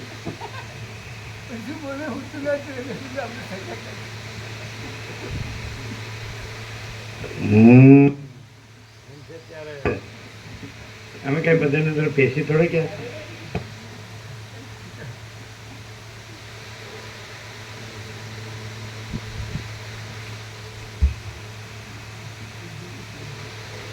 ચિદાકાશ રૂપ બ્રહ્મના જ બોધવાળા મુનિને ક્યાંથી કેવી રીતે અને ક્યારે પુત્રો મિત્રો કે સ્ત્રીઓ હોય, આ દ્રશ્ય મૂળે ઉત્પન્ન જ થયું નથી અને જે પ્રતીત થાય છે તે બ્રહ્મ જ છે.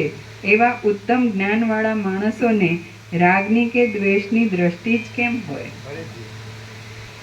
આ દ્રશ્ય મૂળે ઉત્પન્ન જ થયું નથી અને જે પ્રતીત થાય છે તે બ્રહ્મ જ છે. એવા ઉત્તમ જ્ઞાનવાળા માણસોને રાગની કે દ્વેષની દ્રષ્ટિ જ કેમ હોય? લીલાએ જ્યેષ્ઠ શર્માના માથા ઉપર જે હાથ મૂક્યો હતો તે તો આરંભ અને તે આરંભના બોધરૂપી શક્તિવાળા ચૈતન્યનું જ વિવર્તરૂપ ફળ હતું. હે રામ, અખંડ બોધરૂપી બ્રહ્મ આકાશ કરતાં પણ અત્યંત સૂક્ષ્મ છે અને અત્યંત શુદ્ધ છે.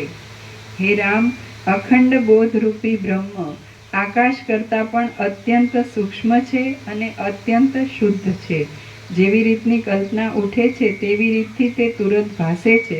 માટે સર્વ બ્રહ્માંડમાં જે કોઈ પદાર્થો છે તે સઘળા બ્રહ્મથી ભિન્ન જ નથી.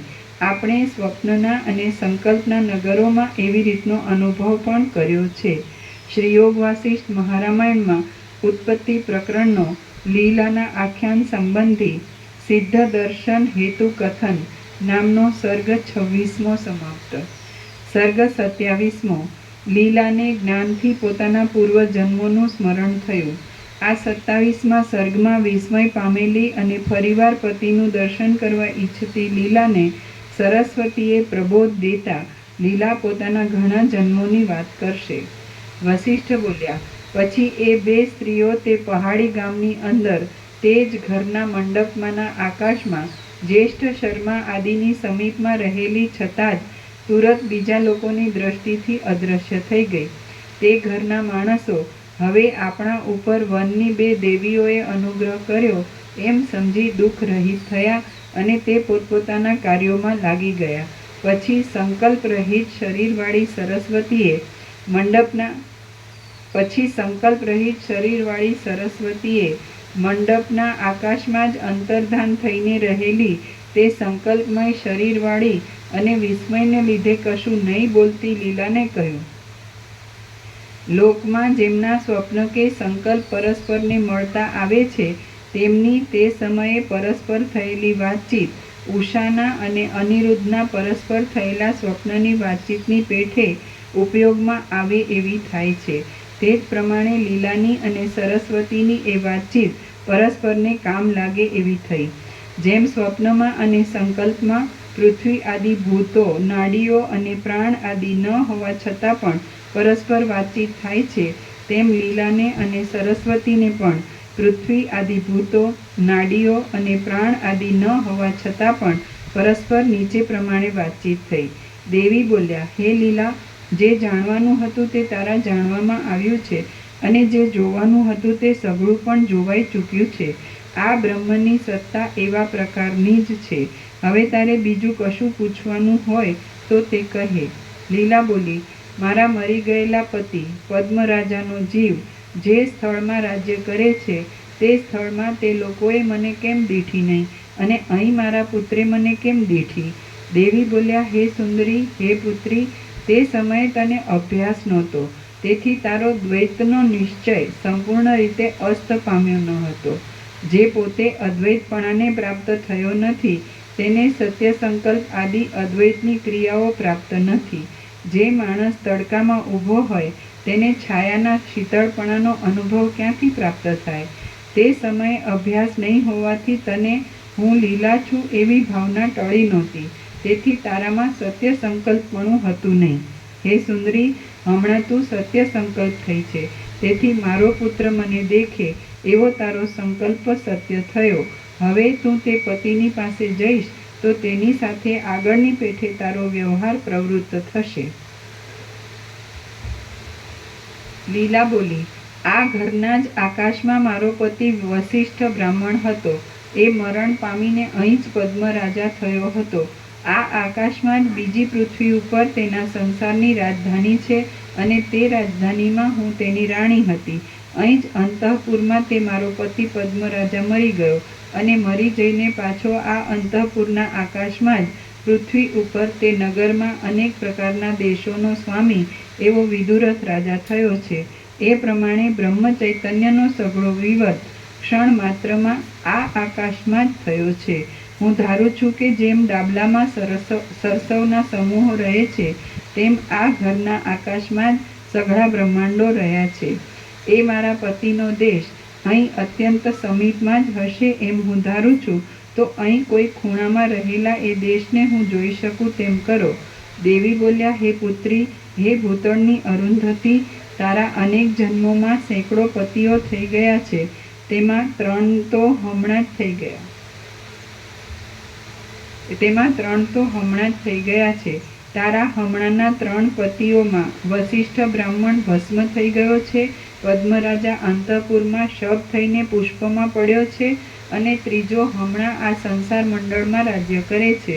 એ રાજા સંસારરૂપી મહાસમુદ્રમાં પડીને ભમ્યા કરે છે. એ ભોગોરૂપી કલ્લોલોમાં ગૂંચવાઈને વિક્ષેપ પામેલો છે, મેલી બુદ્ધિવાળો થઈ ગયો છે, સંસારરૂપી સમુદ્રમાં કાચબારૂપ થયો છે અને દેહાભિમાનથી સ્વરૂપને ભૂલી ગયો છે. તે વિચિત્ર પ્રકારના રાજકાર્યોને વ્યગ્રતાપૂર્વક કરીએ જાય છે તો પણ દેહાભિમાનને લીધે સૂઈ ગયો છે અને સંસારરૂપી ભ્રાંતિમાંથી ચેતતો નથી. તે હું ઈશ્વર છું, ભોગી છું, સિદ્ધ છું, બળવાન છું અને સુખી છું એવી રીતની દુરભિમાનરૂપી અનર્થકારી દોરીથી બંધાઈને પરવશ થઈ ગયો છે. હવે હે સુંદરી, તને હું કયા પતિની પાસે લઈ જાઉં તે તું મને કહે. જેમ વાયુ સુગંધને એક વનમાંથી બીજા વનમાં લઈ જાય છે તેમ હું તને તું જ્યાં કહે ત્યાં અહીંથી લઈ જાઉં. હે પુત્રી, એ સંસાર બીજો છે, બ્રહ્માંડરૂપી મંડળ પણ બીજું છે અને ત્યાં થતી વ્યવહારની પરંપરાઓ પણ બીજી જ છે. જોકે ચૈતન્ય દ્રષ્ટિથી એ સઘળા સંસાર મંડળો અહીં પડખામાં જ છે, તો પણ લૌકિક દ્રષ્ટિથી તેઓ વચ્ચે કરોડો યોજનનું અંતર છે. એ સંસાર મંડળોમાં કરોડો મેરુ અને મંદરાચળ પર્વતો રહ્યા છે. તેમનું સ્વરૂપ વાસ્તવિક રીતે તો આ ચિદાકાશ માત્ર જ છે એમ જાણી લે. જેમ સૂર્યની પ્રભામાં અનેક રસરેણુઓ સ્ફુરે છે, તેમ મહાચૈતન્યના પરમાણુ પરમાણુમાં અનેક બ્રહ્માંડો અવિચ્છિન્ન રીતે સ્ફુરે છે. જો કે બ્રહ્માંડો, દ્વીપ અને સમુદ્ર આદિ પ્રબળ આડંબરોથી ભરપૂર છે, તો પણ વિચારરૂપી તુલામાં ચડાવી જોતા તેઓ વડના બીજ જેવડા પણ થઈ શકતા નથી. જેમ અનેક જાતના રત્નોનો નિર્મળ પ્રકાશ ભ્રાંતિથી આકાશમાં કોઈ વન જેવો પ્રતીત થાય છે, તેમ પૃથ્વી આદિ ભૂતો વિનાનું ચૈતન્ય જ અવિદ્યા સંબંધી દ્રઢ વાસનાને લીધે જગત રૂપે પ્રતીત થયું છે. જેમ અનેક જાતના રત્નોનો નિર્મળ પ્રકાશ ભ્રાંતિથી આકાશમાં કોઈ વન જેવો પ્રતીત થાય છે, તેમ પૃથ્વી આદિ ભૂતો વિનાનું ચૈતન્ય જ અવિદ્યા સંબંધી દ્રઢ વાસનાને લીધે જગત રૂપે પ્રતીત થયું છે. જે પરમ ચૈતન્ય છે તે પોતાનામાં જ આ જગત આદિ રૂપે સ્ફુરે છે, કારણ કે પૃથ્વી આદિ કોઈ પણ વસ્તુઓ સૃષ્ટિના આરંભમાં મુદ્દલ ઉત્પન્ન જ થઈ નથી. જેમ તળાવમાં તરંગો થઈને વળી પાછા ફરી થાય છે, તેમ ચૈતન્યમાં વિચિત્ર આકારવાળા દિવસ આદિ કાળના વિભાગો તથા બ્રહ્માંડાદિ દેશો નાશ પામીને વળી પાછા ફરી થયા કરે છે. લીલા બોલી, હે જગદંબા, તમે કહો છો તેમ જ છે. મને હમણાં એ બધું સાંભળે છે. મારો આ જન્મ તામસ કે સાત્વિક નથી, પણ રાજસ છે. હું આ કલ્પના આરંભમાં બ્રહ્માથી અવતરી છું. ત્યાંથી અનેક યોનિઓમાં મારા 800 જન્મ થઈ ગયા છે. તે બધાનું મને અત્યારે સ્પષ્ટ સ્મરણ થયું છે. હું પૂર્વે કોઈ સંસાર મંડળમાં વિદ્યાધરની વારાંગના હતી ને જેમ ભમરી કમળમાં ફરે છે તેમ વિદ્યાધરના લોકમાં ફરતી હતી. પછી હું દુષ્ટ વાસનાઓથી મલિન થઈને કોઈ સંસાર મંડળમાં મનુષ્યની સ્ત્રી થઈ હતી. તે પછી હું બીજા સંસાર મંડળમાં નાગરાજની કામિની થઈ હતી. તે પછી હું કદંબ, કુંદ, લીંબુ તથા કરંજના વનમાં રહેનારી શ્યામ શરીરવાળી અને પાંદડાના વસ્ત્રો પહેરનારી ભીલડી થઈ હતી.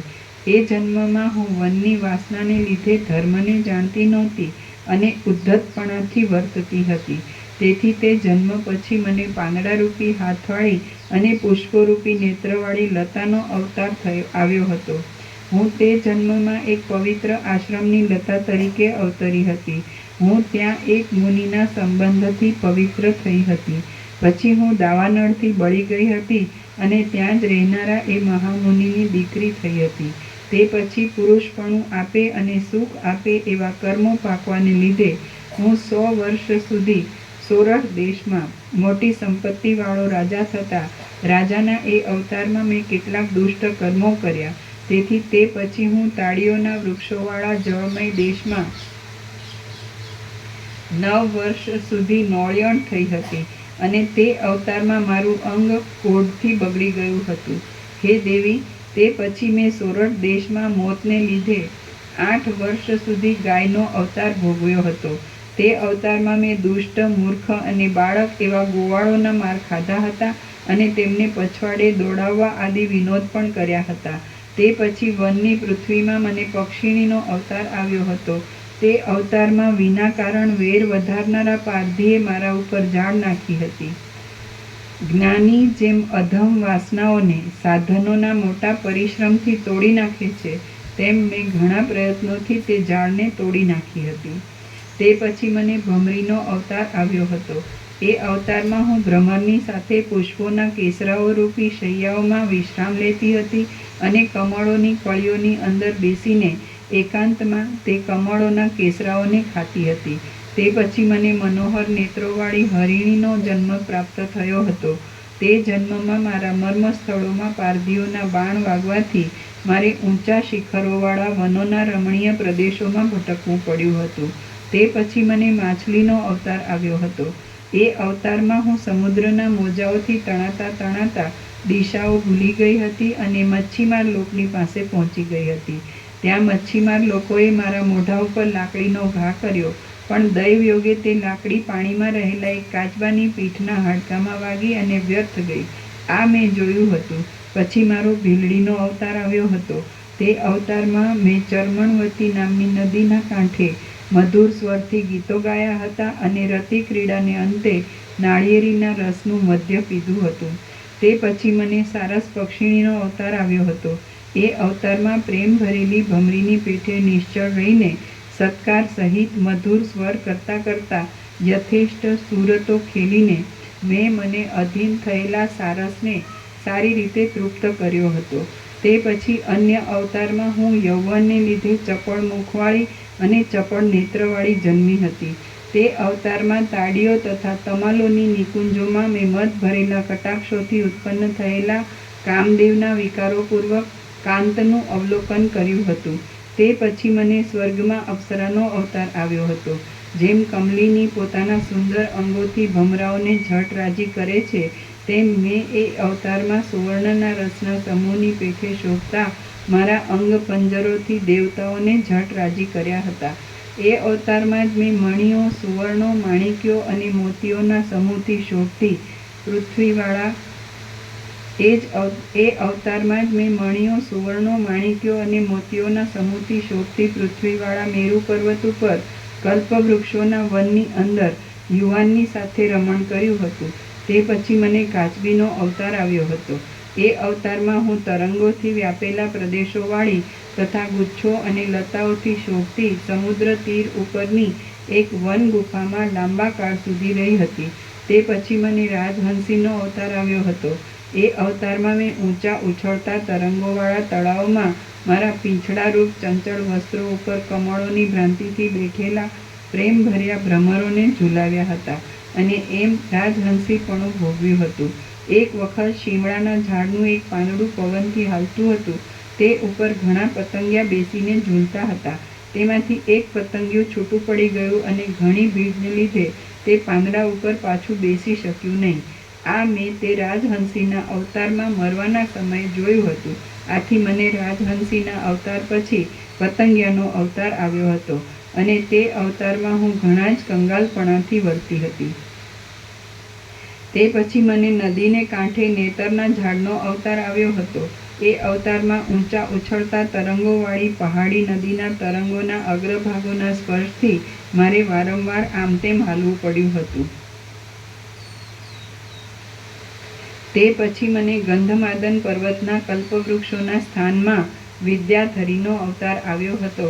એ અવતારમાં મેં વિદ્યાધરોના કેટલાક કામાતુર કુમારોને મારા પગમાં નમાવ્યા હતા. તેમજ ત્યાં જેમ ચંદ્રની કાંતિ ચંદ્રના પ્રતિબિંબોમાં આમ તેમ ગોથા ખાધા કરે છે, તેમ મેં પણ તેમના વિયોગથી આતુર રહીને વિરહની શાંતિને અર્થે કપૂર વેરેલી સેજોમાં ઘણા કાળ સુધી ગોથા ખાધા કર્યા હતા. સંસારરૂપી લાંબી નદીની ચંચળ લહેરોથી ઊંચી નીચી એવી અનેક સ્થિતિઓને હું પામી હતી અને તેથી મારું ચિત્ત વ્યાકુળ થયું હતું. આમ જેમ વાયુવેગી જાતની હરિણી પોતાનો અટક્યા વિના વાયુના પ્રવાહને અનુસરવાનો સ્વભાવ હોવાથી ચારે બાજુ ભમ્યા કરે છે, તેમ હું પણ અનેક પ્રકારના હજારો દુઃખોથી ભરેલી યોનિઓમાં ભમી ભટકી છું. શ્રી યોગ વાસિષ્ઠ મહારામાયણમાં ઉત્પત્તિ પ્રકરણનો લીલાના આખ્યાન સંબંધી જન્માંતર વર્ણન નામનો સર્ગ 27મો સમાપ્ત. ઓમ ઓમ ઓમ. પ્રસાદ આપો. 8:15.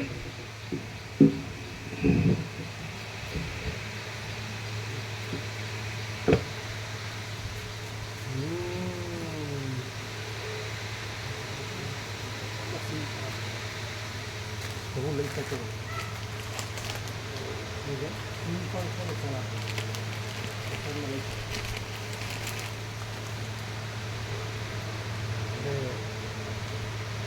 તમે શું કરો છો? ક્રશ કરો છો? એક ડબ્બો ભરજો.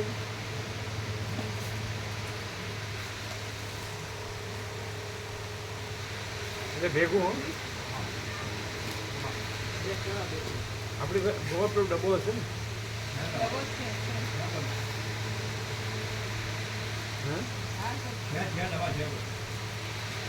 ચોખ્ખો ડબ્બો છે, લઈ આવો.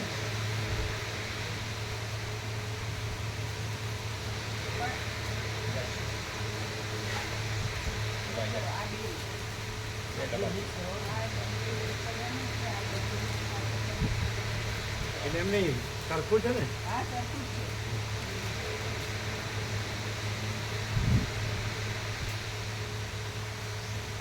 એ ડબ્બો ત્યાં છે કે અહીંયા છે ચોખ્ખો હવે બધી કરી દો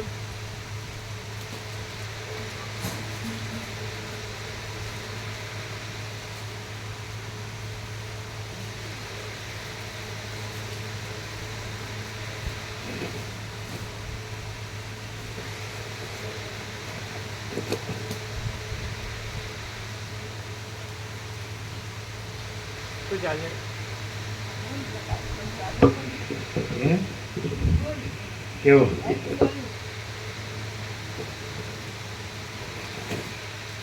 ફૂલ પ્રકાશ એબ્સોલ્યુટ પરમ ચિદાકાશ પરમ જ્યોતિ અખંડ જ્યોતિ કોઈ પણ ભાસની કોઈ પણ ભ્રાંતિ જોડ્યા વિનાનું આખું સ્વયં પોતે પ્રકાશે છે અને ગમે તે લેવલ નાનો પડશે નાનો બે બે ભરીએ બે રાખીએ. તો ભરી દો ચોખ્ખા છે ને હા એને ફરી ગભી લઈશું કોરા કરીને પછી કરીશું. જોવા દો નવા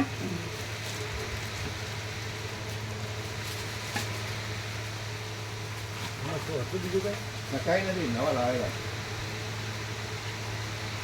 લોખંડ લાગે બુલેટ કંઈક છે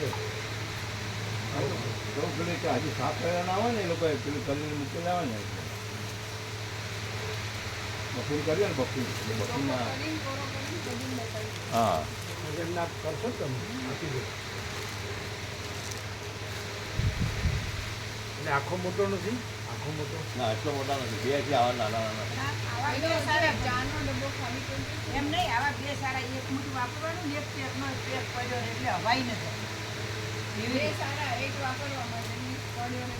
એટલે હવાઈ નથી બરાબર પણ કોરો કરજો એકદમ હા બે એટલે ગેસ ઉપર તો પડી ગયો એટલે હજુ અમે પૂરું કર્યું કે કોઈ પણ ભ્રાંતિ વાળો હોય ગમે તે લેવલની ભ્રાંતિ હોય છે નહીં પણ છતાંય કોઈને ભ્રાંતિ સાચી જ લાગતી હોય અને સ્થૂળ સૂક્ષ્મ કારણ ગમે તે લેવલ પર ભ્રાંતિ જોડેલો ગમે તે દર્શન કરે સામાન્ય માણસ તરીકે જુએ તો પણ અખંડ છે આ પ્રકાશ છે અખંડ છે અનંત છે ને અભેદ છે અને સ્વરૂપ પોતે પરમ શાંતિ છે અને સ્વરૂપ ક્યારેય છોડ્યું નથી એ માણસ તરીકે જુએ કે પરમ ચિદાકાશ પરમ જ્યોતિ અખંડ જ્યોતિ તરીકે દર્શન કરે જો હૈ સો હૈ અને જે છે જેવું છે જ્યારે ગમે ત્યારે જોવે ગમે તે રીતે જોવે તો પણ અમે પોતે જ પરમ ચિદાકાશ પરમ જ્યોતિ અખંડ જ્યોતિ છીએ यही सब कुछ है इसके सिवा कुछ नहीं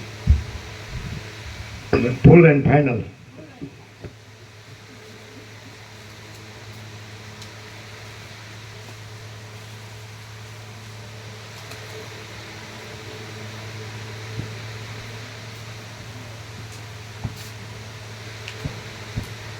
બ્રહ્મ કૃપા હિ કેવલમ આનંદ મંગલ કેટલા નંબર છે તમારા ઘડિયાળવાળાએ લખાયો ખબર છે હા એટલે હવે મામા પ્રભુને આમાં લેવાય ભગવત તેરા શિવરામમાં ના લેવાય એટલે આ લોકોને કેટલા છે તમારા વસ્ત્રાલવાળા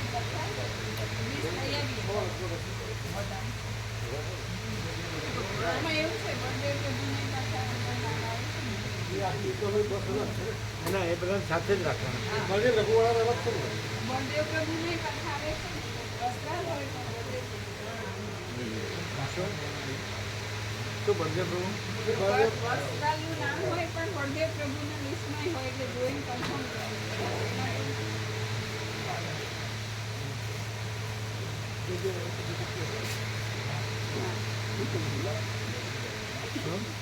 લગેલો તો મારો વિચાર છે આવવાનો હા લખી દે અચ્છા એમાં ગાંધીનગર ક્લિયર છે ના ના બળદેવ પ્રભુ શું કહો છો એ તો વસ્ત્રાલમાં જેટલા ભાવિકો છે એ વાંચીને કહીએ કેમ કે નામ લખ્યું હોય વસ્ત્રાલ પણ હોય બળદેવ પ્રભુના વસ્ત્રાલના કેટલા છે આ? વાંચીને કહીએ ટોટલ ગમે ઉભા છે પણ એનું મોટું થાય છે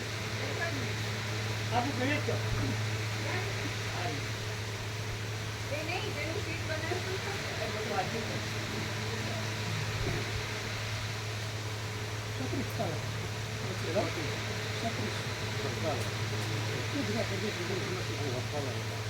એ કાકા બ્રહ્મ નથી નહીં મારી છે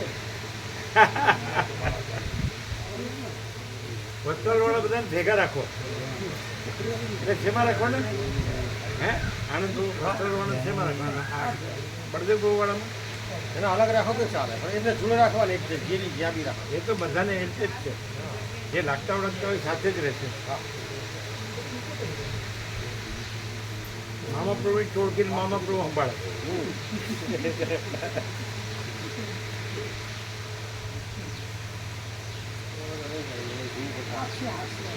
હા છે ચાલે ને? હા હા ચાલ બરાબર. તમને તમને આઈડિયા નથી કેમ રહ્યું 8 જણ એમ રહું. આ પેલી હું લેતો જાઉં છું પેલી 1000 છે ને હા એક પેલી 1000 છે 700 700 અંદર આનંદ 8 8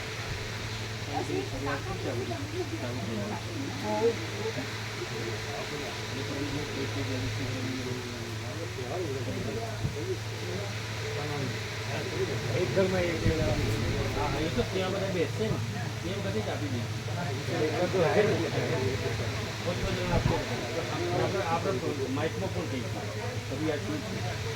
જ્યારે બધા હોય ને ત્યારે આપી દઈએ એમ નહીં વધુ બધું હોય ને હા એવું કરી એનું પછી જમણવાર વયા જાય પછી નહીં વધુ બધું હાજર હોય હા એવું કરી વયા જાય પછી નહીં હાજર હોય આ બધું છે હા કેટલા છે 8 છે. વસ્ત્રાલના 8 છે કોણ કોણ 8 છે મામા પ્રભુ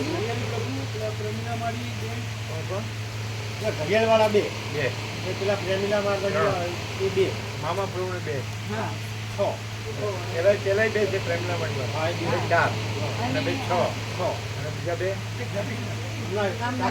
કાકી છે જે વસંત પ્રભુ તો તમે કાકી કાંકી પાણી નાસ્તા પ્રભુ એ આજને અમે સાથે રાખી ઓકે અમારા અમારામાં લખી દીધું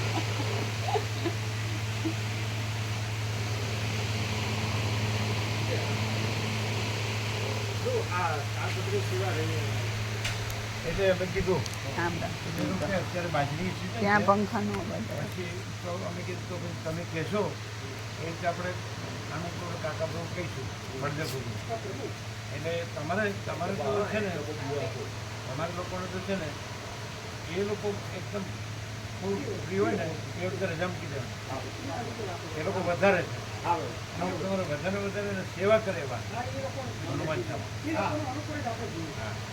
કારણ કે અમે બાજરી છે કાલે ફૂલ સેવા કરી આટા મૂકવાની ફૂલ સેવા કરી એવું તો કંઈ કહેવું પડે એવું નથી.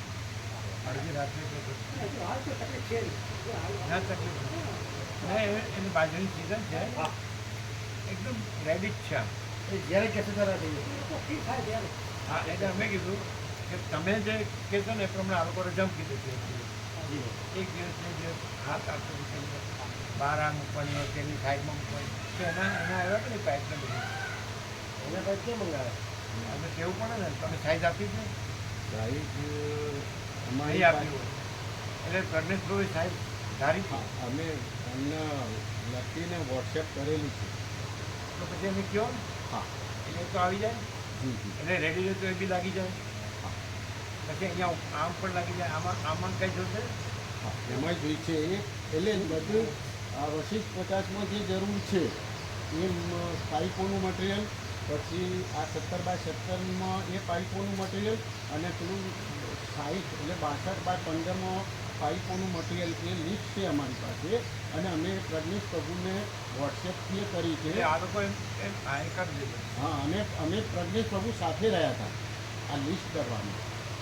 એટલે આ ટેન્ટ આગળ એ મંગાવી લ્યો હે હા મંગાવી લઈએ. આ વશિષ્ઠ પ્રકાશ ભવનમાં આપણે આગળ લઈ જઈશું તો પછી આમ અંધારું થઈ જાય કે પછી આમ ના, અંધારું પવન ના આવે અંધારું ન થાય પવન આવે. ભગવાનના વિશ્રામ બાજુ આ ફૂલ વેન્ટિલેશન છે નીચે આપણે કાંઈ ન થાય કાંઈ ન થાય 10 ફૂટ અંતર રાખી કરશું. 10 ફૂટે આમ સળંગ કરી દઈશું. આ ના આ બરોબર જ છે પાછી એ તો બરાબર. અચ્છા અચ્છા વચ્ચેનો જે છે હાજી એનું શું કરવાનું છે? આ નીકળી ગયો છે, એને નીચે પ્રભુ- આવી ગયો તો નીચે આવી ગયો તો હા પ્રભુ, એટલે એમાં શું એટલે ટીમાં એટલે અરવિંદ પ્રભુ એવું કીધું કે એને ખાલી આટા જ કરી દેવાના હા, થઈ હાલે જાય. અહીંયાથી ખોલી થઈ જાય. બધું આટા ચડાવી દઈશું. એને ઉતારવા પડે ખોલી અને પછી આટા કરવા લઈ જવું પડે હા, એમ એમ એમ કરી દેવાનું બરાબર.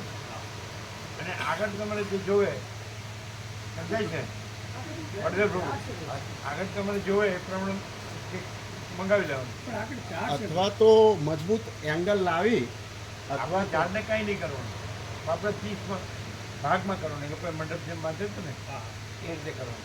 આપણી પાસે આ બધું છે ને એમાંથી પીસીસ લગાડી દેવાના ચાલે. અથવા આ જે બીજું જૂનું છે ને એના પીસીસ ચાલે આપણે એકે પાન તોડવાનું નહીં લીલું બરાબર. અથવા બીજી એક એંગલ કે એ લાવી અને એને લેવલ કરી અને એંગલનો આમ સપોર્ટ કરી દઈએ ને તો પણ થઈ જાય. આમ 5-1 ફૂટની એંગલ લાવી અને સરખું કરી દઈએ લેવલમાં, આમ કરીને બીજો નીચે સપોર્ટ આપીએ ઓવરલેપ નીચે બીજો 4-5 ફૂટનું હેવી એંગલથી કરી દઈએ પછી ના થાય. આ જે નીકળી ગયું છે એની વાત કરે છે હું ત્યાં એક પાઇપ આની વાત કરો ને, હા, હા. એક 5 ફૂટનો આસપાસ પાઇપ લેવાનો, અડધો આ પાઇપમાં અડધો આ પાઇપમાં, બે પાઇપ જોઈન કરી દેવાનો. બહુ જ તો નથી. ના અને એની નીચે રાખીએ. આ સરખું થઈ ગયા પછી નીચે એટલે આટા કર્યા વગર અંદર ભરાઈને થઈ સપોર્ટ આપી દઈએ એમ કે અંદર ના ભરાઈએ, નીચે જ એક્સ્ટ્રા નીચે એક્સ્ટ્રા પાઇપ મૂકીએ સપોર્ટ. આ બે સાદા બે પાઇપ ના છે તો આમાં જોઈન કર્યા વગર નીચેથી એક પાઇપ આપી દેવાનો 5 ફૂટનો. 5 ફૂટ પાંચ લેવાનો. એટલે એ ના બેસે પછી હે? જે જોવે એ જે બેસ્ટ થાય એ આપણે થોડું મંગાવી લેવાનું.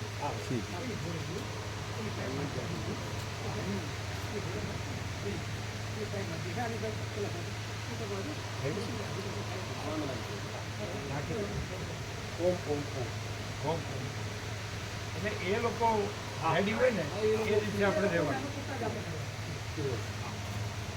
એટલે પ્રજ્ઞેશ પ્રભુના આજે ફોન ઉપર કહી અને મટીરિયલ આ વહેલામ વહેલું 17x17 અને આ ત્યાં સુધી એટલું વહેલામ વહેલું જી જી આજે જ એની સાઈડનું પછી અહીંયા 17x17 પછી આ આગળનું હા અને આ વચમાં જે કરવાનું હોય એ વહેલી તકે મોકલી દો. જી કારણ કે હવે શિવરાના પાણી પર બાજુમાંથી મુક્ત થશે જી જી એટલે આવી જશે. એ પહેલાં આપણું મટીરિયલ આવી જાય, પહેલાં આપણું મટીરિયલ આવી જાય વિધિન એ વીક અઠવાડિયાની અંદર એવું આપણે પ્રજ્ઞેશ પ્રભુ જોડે અઠવાડિયું ન કહેવાય, આ તો વહેલા તૈયાર થઈ જાય તો બાજરી વહેલી લેવાઈ જાય તો જેમ જેમ વહેલા જલ્દી- વહેલું. વહેલા વહેલી તકે કારણ કે એ લોકો બાજરી લઈ લે જી એટલે એ લોકો આવશે જી જી એમ કહેવાનું. વહેલા વહેલું વહેલા વહેલી તકે એમ તમારા બેબીને કેમ રહ્યું? અરે આનંદ બહુ એ જે વ્યક્તિવાળામાં હતા ને એ એમ કે આ કૃષ્ણ વ્યક્તિ છે, રામ વ્યક્તિ છે અને એની લઘુતા ગ્રંથિ એ નીકળી એમ સ્વામીજી હવે નાનો તરંગ છે ને મોટો તરંગ છે પણ આપણે જ અનંત મહાસાગર છીએ. આપણે આ તરંગ નથી ને એ મોટો તરંગ એ નથી, કોઈ તરંગ નથી. ખ્યાલ આવ્યો? એટલે શું કે એ લઘુતા ગ્રંથિમાં હતા એમ વ્યક્તિની. એટલે એવું ખોટું બંધનની જરૂર નથી. હા આપણે આત્મનિર્ભર રહેવું છે, સેલ્ફ ડિપેન્ડન્ટ. પછી એક માણસ છે એ આમાં એપિયરન્સને આત્મનિર્ભર હોય પછી પોતે જ છે પરમ પિતાકાર પરમ જગ્યા થઈ ગયું. પછી આય નથી આય નથી કશું નહીં અને પૂર્ણ છે. આજે આવ્યું ને ફૂલ એન્ડ ફાઇનલ.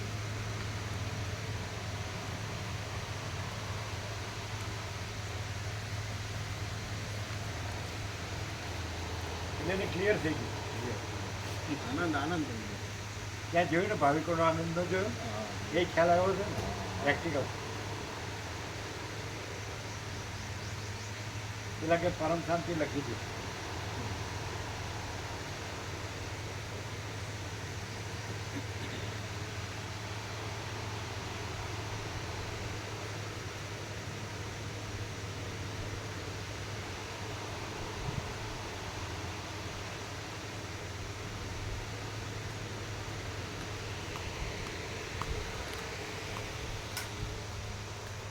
મોર આવ્યો તો જોયા બે જેલ હતી પ્રભુ સવારે હતી જેલ હતી બે એટલે ચણતા હતા ઓ ચાલતો અને પારે હોય હતો પારે હોય હારે ના ગણાય મોર આવવા જોઈએ ગોલ જેલ બે સવારે અમે નોખીને આવ્યા પછી આવી તમે નાખી દે હોવા જગ્યા હતી દરરોજ નોખીએ થોડી થોડી નોખીએ જગ્યા હોય દરરોજ નોખીએ ક્યાંથી ચાલતા અમે તો પેલા હોલનો દરવાજો ખોલીને પેલો દરવાજો ખોલીને જઈએ આવ્યો જે હોલ છે ને એનો જાળી આ બાજુ દરવાજો એ ખોલી અને પેલો દરવાજો અંદરથી વાંકી દઈએ એટલે એને ખોલી પર ત્યાં દઈએ એ દરવાજામાં હા એ દરવાજો પછી અંદરથી વાંકી દેવાનો અને આ દરવાજા નીકળીને તાળું વાંકી દેવાનું એવી રીતે તારી તમારી પાસે છે ચાવી અમારે જોયો બરાબર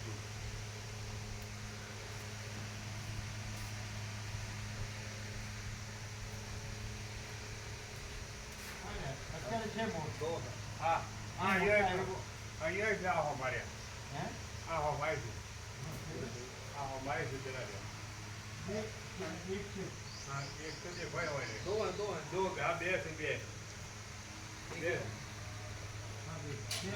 હા હવે ધીરે ધીરે ખ્યાલ આવી જાય એટલે આવશે બરોબર હે ધીરે ધીરે ખ્યાલ આવી જાય એટલે આવશે વધારે ધીરે ધીરે આ ખ્યાલ આવી જાય ને આ બરોબર હા. બરોબર થયો ને એટલે હવા રક્ષણનો હવે તો એમને હા એમને ખબર પડી ગઈ હવે